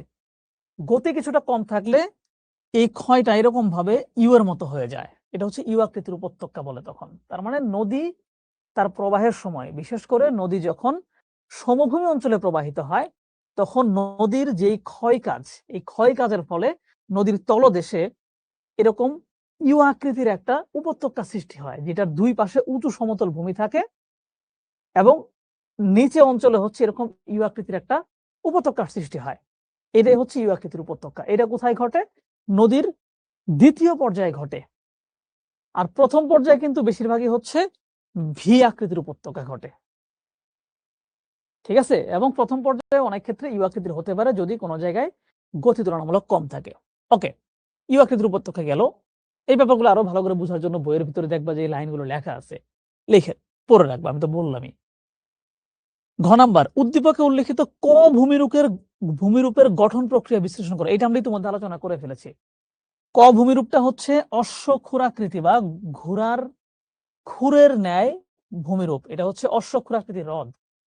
এটা কোথায় হয়?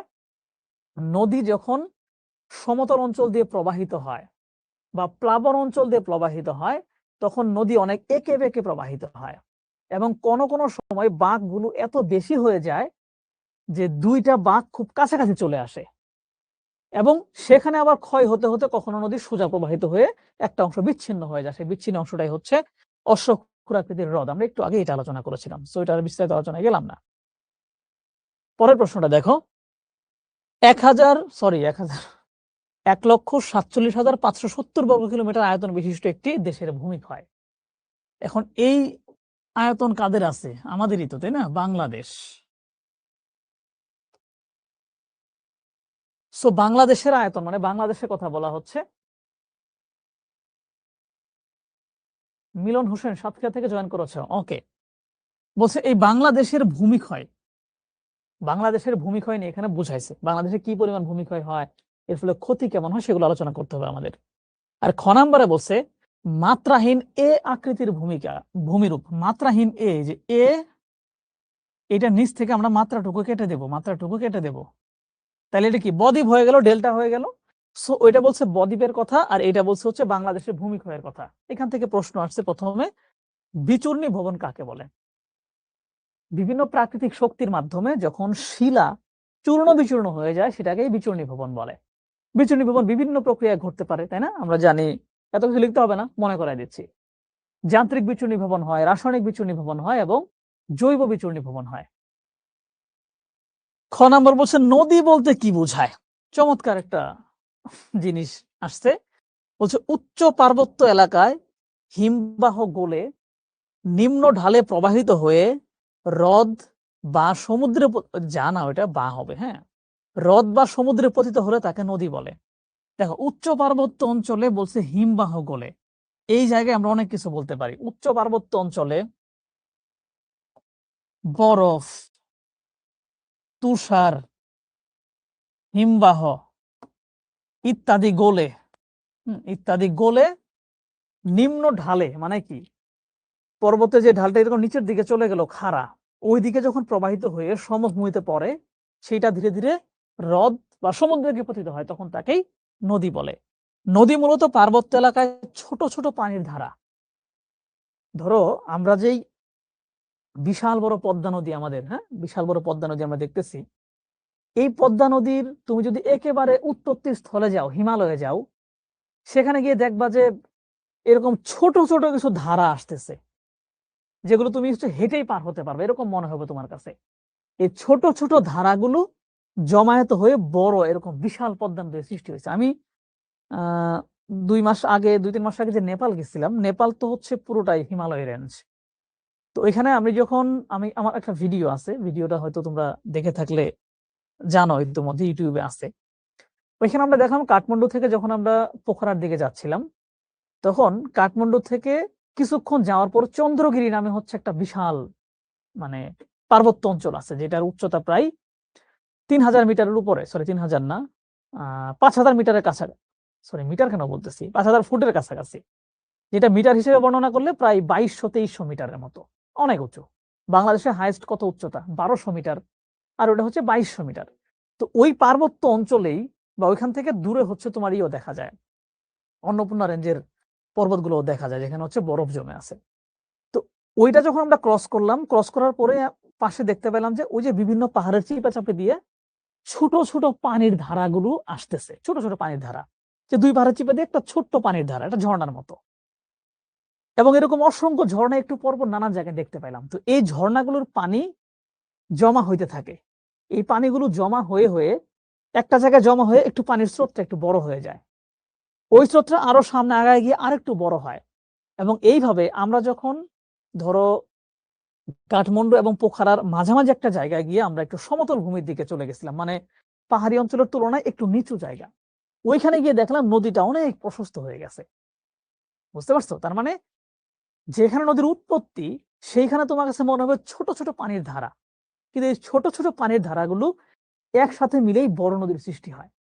এবং সেটা পাহাড়ি অঞ্চলে থাকলে বেশি বড় হয় না, হয়তোবা তুমি দেখতে পারবে এবার থেকে ওইবার দেখা যাচ্ছে। কিন্তু ওই স্রোতটাই যখন সমভূমিতে পড়ে তখন তো গতি কমে যায়। গতি কমে গেলে তখন পাশে শুধু বাড়তে থাকে, বেড়ে বেড়ে 4-5 কিলোমিটার পর্যন্ত এরকম প্রশস্ত হয়ে যেতে পারে। তো আমাদের যে পদ্মা নদী আমরা দেখতেছি, এইটার একদম উৎপত্তি স্থলে গেলে আমরা দেখবো যে হাই হাই, এত ছোট ছোট ধারা কেন, এরকম মনে হবে আমাদের কাছে। তাসনিম যারা আমার ভিডিওটা দেখছে, তার মানে তো আমি যা বলছি তুমি কিন্তু মিলাইতে পারছো। ওকে, আমরা পরের প্রশ্ন দেখি। এই যে আমার আমার যে বিভিন্ন জায়গায় ঘোরাফেরার শখ, হ্যাঁ, তোমাদের কোনো ঘোরাফেরার শখ আছে কিনা জানাইতে পারো।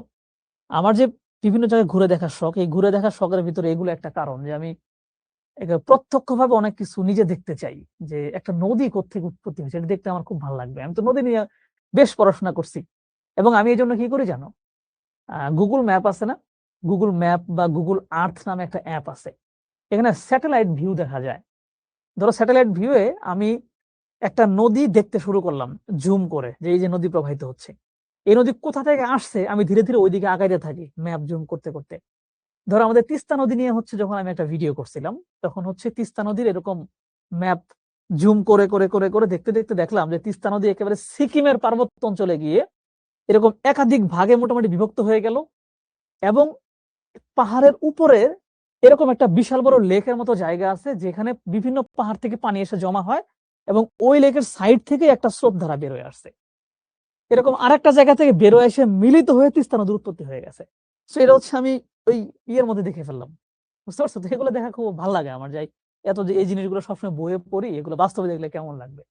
বুঝতে পারছো? তোমাদের অনেক শখ, প্রচুর ঘুরতে হবে, ঠিক আছে। আমার হচ্ছে ঘোরাফেরা করতে খুব ভালো লাগে। যাই হোক, বলছে উদ্দীপকে উল্লেখিত খ এর গঠন প্রক্রিয়া ব্যাখ্যা করো। খতে বদ্বীপের কথা বলতেছে। বদ্বীপ কিভাবে গঠিত হয় ইতোমধ্যে আমি আলোচনা করে ফেলছি এবং প্রশ্নের মধ্যে আলোচনা করেছে। অনেক শখ, কিন্তু আমার টাকা নাই, টাকা হয়ে যাবে। শখ পুষে রাখো, কেবল তো পরমাত্র ইন্টারমিডিয়েটে। আমি তো তোমাদের বয়সে থাকতে কোথাও ঘুরি নাই, কোনো জায়গায় ঘুরি নাই, জাস্ট প্রয়োজনের জন্য ময়মনসিংহ আসছিলাম। আর যেহেতু কলেজটা ছিল হচ্ছে টাঙ্গাইল জেলার মধ্যে, বাড়ি থেকে কাছে, এই তো, আর কোথাও যাইনি, একবার ঢাকা আসছিলাম শুধু। সো ঘোরাফেরার বয়সটা হচ্ছে কখন, তুমি যখন বিশ্ববিদ্যালয়ে ভর্তি হবা এরপরে। এই জন্যই তোমাদেরকে আমি সবসময় বিশ্ববিদ্যালয়ের স্বপ্ন দেখাই, কারণটা হচ্ছে ইউনিভার্সিটির লাইফটা কেমন, এইটা যারা হচ্ছে এই লাইফটা ফিল না করছে বা উপভোগ না করছে তারা ছাড়া কেউ বলতে পারবে না। এমনি তুমি হচ্ছে ক্যাম্পাসে ঘুরতে আসতে পারো, ঘুরে এসে দেখে যেতে পারো পোলাপান কি করতেছে না করতেছে। এর রিয়েল ফিলটা নেওয়ার জন্য তোমাকে ভার্সিটি ভর্তি হওয়া লাগবে। এই জন্য তোমাদেরকে বলি যে তোমরা আর্টসের স্টুডেন্ট, তোমাদের একমাত্র টার্গেটই হবে একটা ভালো বিশ্ববিদ্যালয় নিশ্চিত করা। এবং এখন থেকে তোমাদের যে লাইফস্টাইল, এখন থেকে তোমাদের যে পড়ার স্টাইল, এইটা ওইভাবেই পড়তে হবে যে তোমার জন্য একটা বিশ্ববিদ্যালয় রেডি থাকে। এখন থেকে হচ্ছে বাংলা এবং ইংরেজির পুরোপুরি বেসিকটা কমপ্লিট করে ফেলতে হবে, যাতে তুমি ইংরেজিতে ইজিলি 2-3 পৃষ্ঠা বানায় লিখে ফেলতে পারো। এরকম একটা ক্যাপাবিলিটি তোমার অর্জন করা লাগবে। বাংলার গ্রামার প্রবলেমগুলো তুমি যাতে আইডেন্টিফাই করে ফেলতে পারো। এবং সাধারণ জ্ঞানের জন্য নিজস্ব বই পড়ার পাশাপাশি একটু পত্রিকা পড়ার অভ্যাস থাকতেই হবে। বুঝতে পারছো? আমার যে ঘোরাফেরা এটা শুরু হয়েছে তো বিশ্ববিদ্যালয় লাইফ আসার পর থেকে। বিশ্ববিদ্যালয়ে আসার পর আমি বিতর্ক করতাম। বিতর্ক করার স্বার্থে হচ্ছে বিভিন্ন স্কুলে গেছি, বিভিন্ন জেলায় গেছি। এবং আমরা 3 বন্ধু মিলে সেকেন্ড ইয়ারের সম্ভবত শুরুর দিকেই হচ্ছে উত্তরবঙ্গ ঘোরার জন্য বের হয়ে গেছিলাম। বুঝতে পারছো? উত্তরবঙ্গের জন্য ঘোরা কিভাবে বের হয়ে গেছে না, এই মজার গল্পটা বলি, তার আগে এটা শেষ করি। উদ্দীপকে উল্লেখিত ক্ষয়ের গঠন প্রক্রিয়া, তুমি এখানে ভূগোলের প্রশ্নে যেখানে যেখানে যেখানে যেখানে দেয়া যায়, কি বলে, চিত্র দেওয়ার সুযোগ আছে, ওইখানে চিত্র দিবা, খুব সিম্পলি একটা বদ্বীপের চিত্র আঁকায় দিবা, যে একটা নদী আসলো, নদী এসে এইভাবে এইভাবে এইভাবে গড়ে একটা বদ্বীপের মতো গড়ে উঠলো। এটা আলোচনা করে ফেলছি। নদীর শেষ পর্যায়ে গিয়ে উপকূলে সে যখন হচ্ছে মোহনাতে পলিগুলো জমা হইতে হইতে নতুন চর জেগে ওঠে, সেগুলো একত্রিত হয়ে বদ্বীপ গড়ে ওঠে। উদ্দীপক লিখিত কয়ের প্রভাব বিশ্লেষণ করো। কতে কি বলছে? বাংলাদেশের ভূমিক্ষয়ের কথা বলছে। সো ভূমিক্ষয়ের প্রভাব কি রকম? ভূমিক্ষয়ের ফলে কি? ভূমিক্ষয়ের একটা গুরুত্বপূর্ণ দিক হচ্ছে নদী ভাঙন। নদী ভাঙনে আমাদের ফসলের জমি নদীতে বিলীন হয়ে যায়, রাস্তাঘাট বিলীন হয়ে যায়, একটা গ্রামের পর গ্রাম একদম ভেঙে যায়, পাহাড় ধসে পড়ে, সেখানে জনবসতির মধ্যে ক্ষতি হয়, পাহাড় ধসে পড়ে পানির স্রোত প্রবাহিত প্রবাহ বন্ধ হয়ে যায়, তাই না? তারপর ভূমিক্ষয়ের ফলে ভূমির উপরের উর্বর মাটি অন্যদিকে সরে যায়, পাহাড়ের ভূমিক্ষয়ের ফলে পাহাড় ধস ঘটে। এরকম বিভিন্ন কারণে কিন্তু আমাদের প্রচুর পরিমাণে ক্ষয়ক্ষতি হয়, সেগুলো তোমরা ইজিলি পারবা। ঠিক আছে? তো যে কথা বলতেছিলাম, ছোট্ট করে গল্পটা বলেই ফেলি। আচ্ছা, সোমায়া বলছে নওগাঁতে আসছিলেন? হ্যাঁ, নওগাঁ আসছিলাম তো। নওগাঁর পাহাড়পুরে গেছিলাম, পাহাড়পুর ঘুরে আসছি। আমার একটা ভিডিও আছে পাহাড়পুর নিয়ে ইউটিউবে। যে কথা বলতেছিলাম যে তোমাদের কেন ইউনিভার্সিটিতে হচ্ছে যাওয়া উচিত, এবং ইউনিভার্সিটির জন্য তোমার হচ্ছে কিভাবে কি করা উচিত ভার্সিটি সহ। এখনকার দায়িত্ব হচ্ছে তোমার বাংলা এবং ইংরেজির বেসিকটা খুব স্ট্রং রাখা। ইংরেজির যে গ্রামার বই তুমি একটা নিশ্চয়ই কিনছো, যে কোনো একটা বই যেটাই তুমি কিনো না কেন, ওই গ্রামার লাইন ধরে ধরে পড়বা। বুঝতে পারছো? সবসময় কিন্তু তোমাদের এইচএসসি পরীক্ষাতে যে ধরনের গ্রামার আসবে, যে সলভ করতে আসবে, যে 5টা ট্রান্সফরমেশন দিচ্ছে তুমি চেঞ্জ করে দাও, কিন্তু বিশ্ববিদ্যালয়ে আসে হচ্ছে আইডেন্টিফাই নাউন, একটা শব্দ দিয়ে নিচে আন্ডারলাইন করে দিবে একটা বাক্যের, হচ্ছে এইটা কোন পার্টস অফ স্পিচ, এটা কি নাউন, ভার্ব, অ্যাডজেক্টিভ, এই ধরনের প্রশ্ন আসে। কোনটা অ্যাডভার্ব, কোনটা অ্যাডজেক্টিভ, এগুলো চিনতে হবে। আর এগুলো চেনার জন্য গ্রামারের অংশগুলো লাইন ধরে ধরে পড়তে হয়, তাহলে অনেক কিছু ক্লিয়ার হয়ে যায়। প্রচুর পরিমাণে ভোকাবুলারি থাকতে হয়। বুঝতে পারছো? এই দুইটা জিনিস হচ্ছে এখন থেকে প্র্যাকটিস করতে থাকবা। বাংলা প্রথম পত্র, দ্বিতীয় পত্র, প্রথম পত্রে যে গল্পগুলো আছে, কবিতাগুলো আছে, প্রত্যেকটা লাইনের অর্থ তোমার জানা লাগবে, প্রত্যেকটা লাইনের ব্যাখ্যা তোমার জানা লাগবে, এখান থেকে প্রশ্ন আসে। আর দ্বিতীয় পত্রের একটা বোর্ড বই আছে না, ক্লাস 9-10-এ ছিল, ওই বোর্ড বইটা হচ্ছে টোটালটা এমন ভাবে পড়া থাকতে হবে, ওখান থেকে দেখবো যে বিষয় প্রশ্ন কমন পড়ে গেছে। এই ব্যাপারগুলো খুব ভালো করে জানা থাকলে বাংলা ইংরেজির একটা ভালো বেসিক হয়ে উঠবে। এর পাশাপাশি সাধারণ জ্ঞানের জন্য কি করতে হবে বলছি, তোমার যদি ইতিহাস বই থাকে, ভূগোল তো আছে, ভূগোল তো লাইন ধরে ধরে পড়বা, ইতিহাস বইটা থাকলে ইতিহাসটা লাইন ধরে ধরে পড়বা। এর পাশাপাশি তুমি সাম্প্রতিকের জন্য একটা পত্রিকা পড়ার অভ্যাস গড়ে তুলতে হবে, কারণ তুমি যখন দুনিয়াদারি সম্পর্কে ভালো করে জানতে থাকবা, এইটা তোমার চোখ কান খুলে দিবে। এই চোখ কান খোলা থাকাটা বিশ্ববিদ্যালয়ে ভর্তি পরীক্ষার জন্য খুব গুরুত্বপূর্ণ। এখন থেকে এই ট্রাই রাখবা, কারণ ইউনিভার্সিটি লাইফটা বললাম তো একটা অন্যরকম লাইফ। আমি হচ্ছে বললাম তো, আমি একেবারে গ্রামে ছিলাম, দেশের এত এত জায়গা ঘোরা তো আমার কখনোই পসিবল হইতো না। কিন্তু ওই যে বললাম, সেকেন্ড ইয়ারে ওঠার পর আমি, আমার বন্ধু, আমার আর 2 বন্ধু, আমরা হচ্ছে আমাদের মহসিন হলে থাকতাম, হলের ভিতরে সিদ্ধান্ত নিলাম যে চল আমরা ঘুরে আসি। কোথায় যাব? আমি ওদের বললাম চল রাজশাহীতে যাই, রাজশাহী ইউনিভার্সিটিতে আমার কিছু ছোট ভাই আছে, একটা ফ্রেন্ড আছে, ওদের এখানে গিয়ে একদিন থেকে রাজশাহীতে ঘুরে চলে আসবো। মজার কাহিনী, একটু মনোযোগ দিয়ে শোনো। তা আমরা রাজশাহীতে রওনা দিলাম, ও বললো যে আচ্ছা ঠিক আছে, তাহলে কিভাবে যাব? ইনস্ট্যান্ট হচ্ছে সন্ধ্যার দিকে এই প্ল্যানটা করলাম বসে বসে। ইনস্ট্যান্ট হচ্ছে সার্চ দিয়ে দেখলো ট্রেন আছে কখন কখন। আমরা দেখলাম ট্রেন আছে হচ্ছে মোটামুটি একদম ভোরে ট্রেন আছে, একটা 4টা-5টার দিকে একটা ট্রেন আছে। বললাম যে এত ভোরে ট্রেন, টিকিট কাটাই ফেল, টিকিট ফাঁকা আছে, 3টা টিকিট আমরা কেটে ফেললাম। কাটার পরে ইনস্ট্যান্ট সন্ধ্যার সময় সিদ্ধান্ত নিচ্ছি, টাকা কিন্তু বেশি খরচ হবে না, কারণ হচ্ছে আমরা ট্রেনে যাব, ট্রেনে আসবো, থাকবো হচ্ছে বন্ধুরা এখানে, ওইদিকে থাকবো। এইভাবে করে ওই দিন ভোরে বের হয়ে গেলাম। বের হয়ে যাওয়ার পরে রাজশাহী যাওয়ার পথের যখন মাঝখানে আমরা যখন ট্রেনের ভিতরে বসে আছি, ওই সময় আমার এক বন্ধু আবিষ্কার করলো যে ওর এক চাচা, সে হচ্ছে বিজিবিতে চাকরি করে, সে এই মুহূর্তে আসছে হচ্ছে দিনাজপুরের ফুলবাড়িতে, ফুলবাড়িতে হচ্ছে বিজিবি ক্যাম্পে। তো ওর হঠাৎ করে ওর চাচারে কল দিল, ও চাচা বললো যে এদিক যেহেতু আসতেছিস তাহলে দিনাজপুর দিয়ে ঘুরে যা। তা আমি বললাম যে ঠিক আছে চল, চাচার ওখানে যাবো। তাহলে রাজশাহী থেকে পরের দিন আমরা যাবো হচ্ছে দিনাজপুর। রাজশাহীতে গেলাম, রাজশাহীতে একদিন থাকলাম, ঘুরলাম ক্যাম্পাসটা, ঘুরে টুরে পরের দিন হচ্ছে সকাল সকাল আমরা রাজশাহী থেকে ট্রেনে উঠে গেলাম দিনাজপুরের উদ্দেশ্যে। বরেন্দ্র এক্সপ্রেস নামে একটা ট্রেন ছিল সম্ভবত। উঠলাম, এই ট্রেনে তো টিকিটও কাটি নেই, টিকিটও লাগে না, লোকাল ট্রেন, টিকিটও কাটি নেই, আমরা আমরা উঠে গেছি। ঠিক আছে?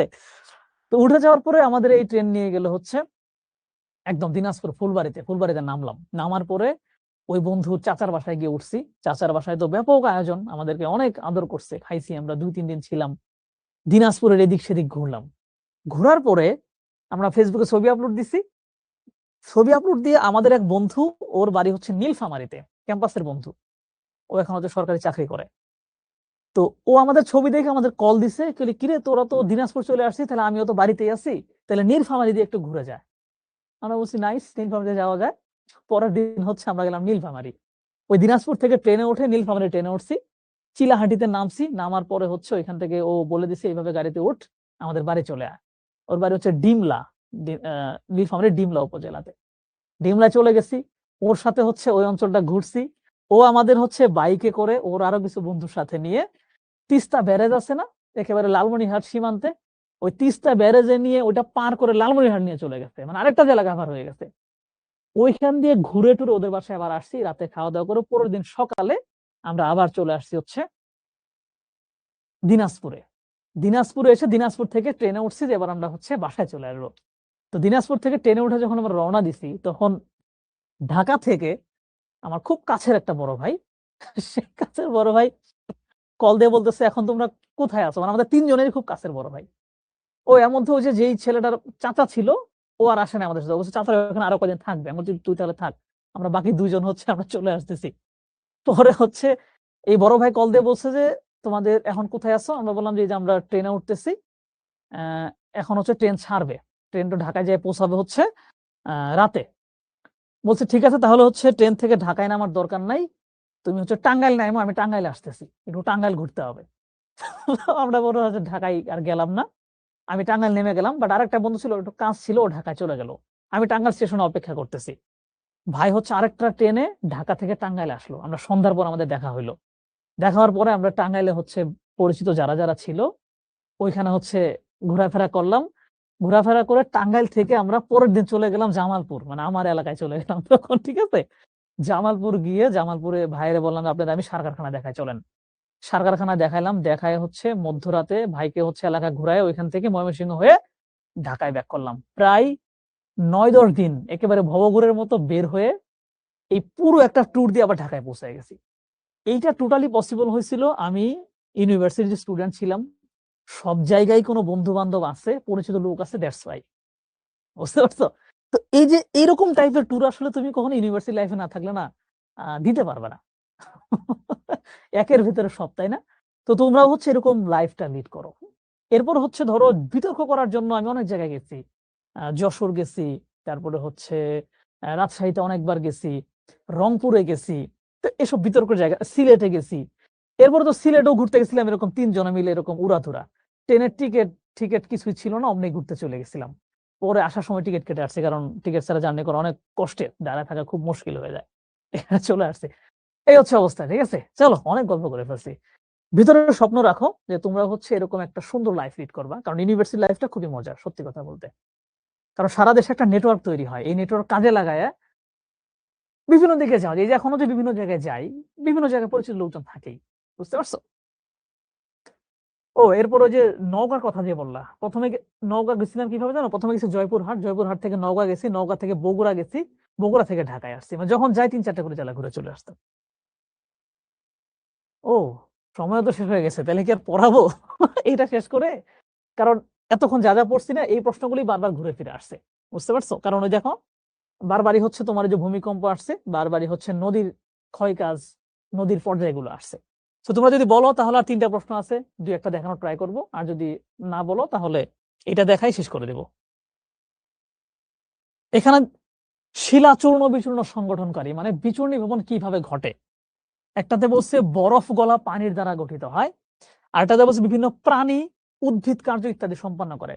বরফ গলা পানির মাধ্যমে, এটা কি? এটা হচ্ছে যান্ত্রিক, মানে পানির মাধ্যমে হচ্ছে যান্ত্রিক প্রক্রিয়া। আর এটা হচ্ছে জৈবিক প্রক্রিয়া, এটা হচ্ছে জৈবিক প্রক্রিয়া। বাদ দেন ভাই, থাক, তাই না? এটা একটু পড়াই, হ্যাঁ, এটা পড়ায় তারপর শেষ করে দিব। ক নাম্বারে বলছে ভূ আলোড়ন কাকে বলে। বলছে পৃথিবীর অভ্যন্তর ভাগের বিভিন্ন শিলাস্তরে তাপ এবং চাপের পার্থক্যের কারণে ভূত্বকে যে আলোড়ন ঘটে তাকে ভূ আলোড়ন বলে। মানে ভূত্বকে যে আলোড়ন ঘটে এটাকে, হ্যাঁ, এটা শেষ করেই ছুটি দিয়ে দিব। খ নাম্বার, এই যে নদী শাসন বলতে কি বোঝায়, এটা পড়ানোর জন্য আমি এই প্রশ্নটা পড়াচ্ছি। এই নদী শাসন নিয়ে বিভিন্ন গাইডে ফাইডে ভুল ব্যাখ্যা পাইতে পারো। এই ব্যাখ্যাটা হচ্ছে একটু মনে রাখবা, এটাই মেন উত্তর। হচ্ছে নদীকে নির্দিষ্ট পথে চালিত করার জন্য যেসব কর্মযজ্ঞ করা হয় তাই মূলত নদী শাসন। বুঝতে পারছো? মানে নদীতে এলোমেলো হয়ে যায়, আমরা দুই পাশে এমন ভাবে বাঁধ দিব নদী যাতে এই সুজায় প্রবাহিত হয়। এইটা করার জন্য যা যা করবো সেটাই নদী শাসন। বাংলাদেশে নদীর প্রবল স্রোতের কারণে প্রতি বছর নদী ভাঙন ঘটে। সঠিক জায়গায় বাঁধ দিয়ে এবং বিভিন্ন প্রক্রিয়ায় নদীকে সঠিক পথে পরিচালিত করে এই ভাঙন প্রক্রিয়া প্রতিরোধের নামই হচ্ছে নদী শাসন। মনে রাখবা, বিভিন্ন জায়গায় এই সংজ্ঞাটা ভুল করে দেয়া থাকে, মানে বিভিন্ন প্রক্রিয়ার মাধ্যমে স্থাপনা নির্মাণে নদী প্রবাহের বাধা উপেক্ষা করে নদীর স্বাভাবিক গতিকে নিয়ন্ত্রণের প্রচেষ্টাই হচ্ছে নদী শাসন। অর্থাৎ নদী শাসন মানুষের প্রযুক্তিগত নির্মাণ এবং অবকাঠামোর ফল। গরমবার উদ্দীপকের ক প্রক্রিয়ার ইঙ্গিতকৃত ক প্রক্রিয়া কি? তুষারের দ্বারা বিচূর্ণী ভবন। এটা কিভাবে ঘটে? পাহাড়ের উপরে তুষারপাত হয় এবং তুষারপাতটা যখন গলে যায় তখন পানিতে পরিণত হয়, সেই পানিটা পাহাড়ের বিভিন্ন ভাঁজে ভাঁজে প্রবেশ করে এবং পরে যখন আবার তাপ কমে যায় তখন সেটা বরফে পরিণত হয়। বরফ পরিণত হইলে এই বরফটা কি আয়তনে বড়, তখন পাহাড়ে চাপ দিয়ে সেই পাহাড়ে খণ্ড বিখণ্ড করে ফেলে। ঠিক আছে, সংক্ষিপ্তভাবে দেখাই দিচ্ছি। আর উদ্দীপকের খ প্রক্রিয়ার জন্য মানুষ সবচেয়ে বেশি দায়ী। এটা হচ্ছে জৈবিক প্রক্রিয়া। জৈবিক প্রক্রিয়া কি? মানুষ, জীব, গাছপালা, জীবজন্তু এরা যখন কোনো কিছু চূর্ণ বিচূর্ণ করে, তো মানুষই তো এই কাজটা বেশি করে। মানুষ কৃষিকাজের জন্য ভূমি চূর্ণ বিচূর্ণ করে, মানুষ বসতবাড়ি নির্মাণের জন্য ভূমি চূর্ণ বিচূর্ণ করে, মানুষ তার শিল্প স্থাপনের জন্য করে, মানুষ যখন হাঁটাহাঁটি করে তার পায়ের স্পর্শের কারণে হয়, মানুষ যখন গাড়ি চালায় এই গাড়ির কারণে হয়, রাইট? ইত্যাদি কারণে এই ঘটনাগুলো ঘটে। সংক্ষিপ্তভাবে দেখাচ্ছি। 8 নম্বর প্রশ্নে নদীর 3টা পর্যায় দেখানো হয়েছে।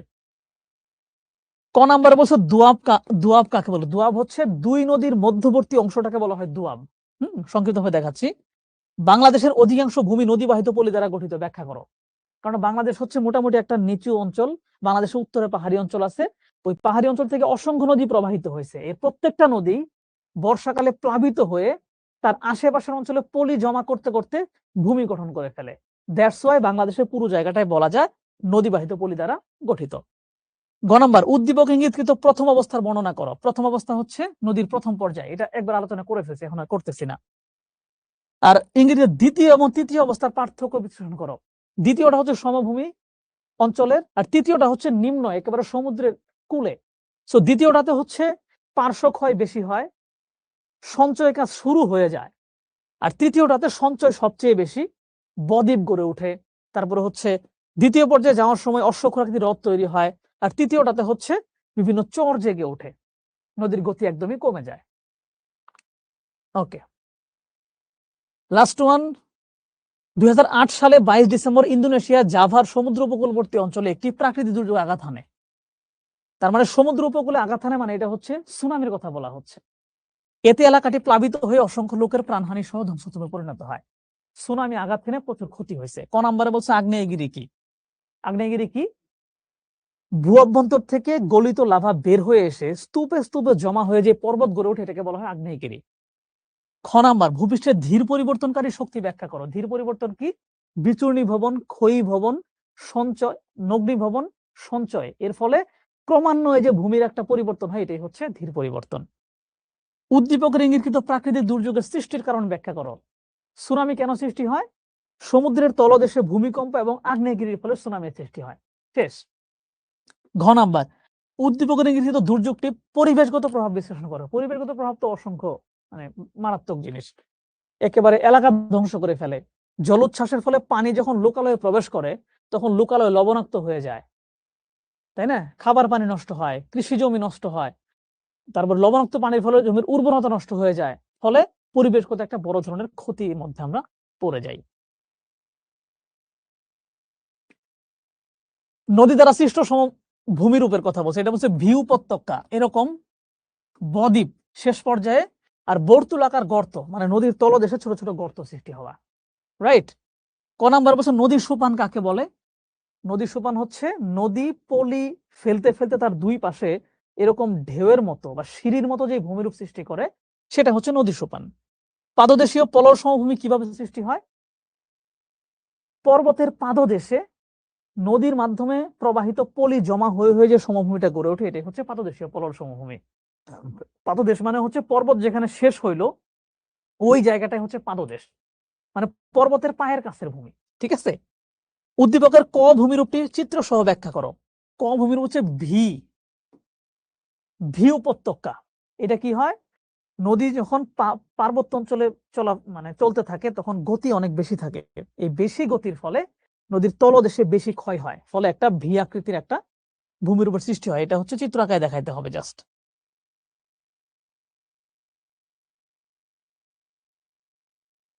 আর ঘ নম্বর উদ্দীপকের খ এবং গ ভূমিরূপ দুটির গঠন বৈশিষ্ট্য ব্যাখ্যা করো।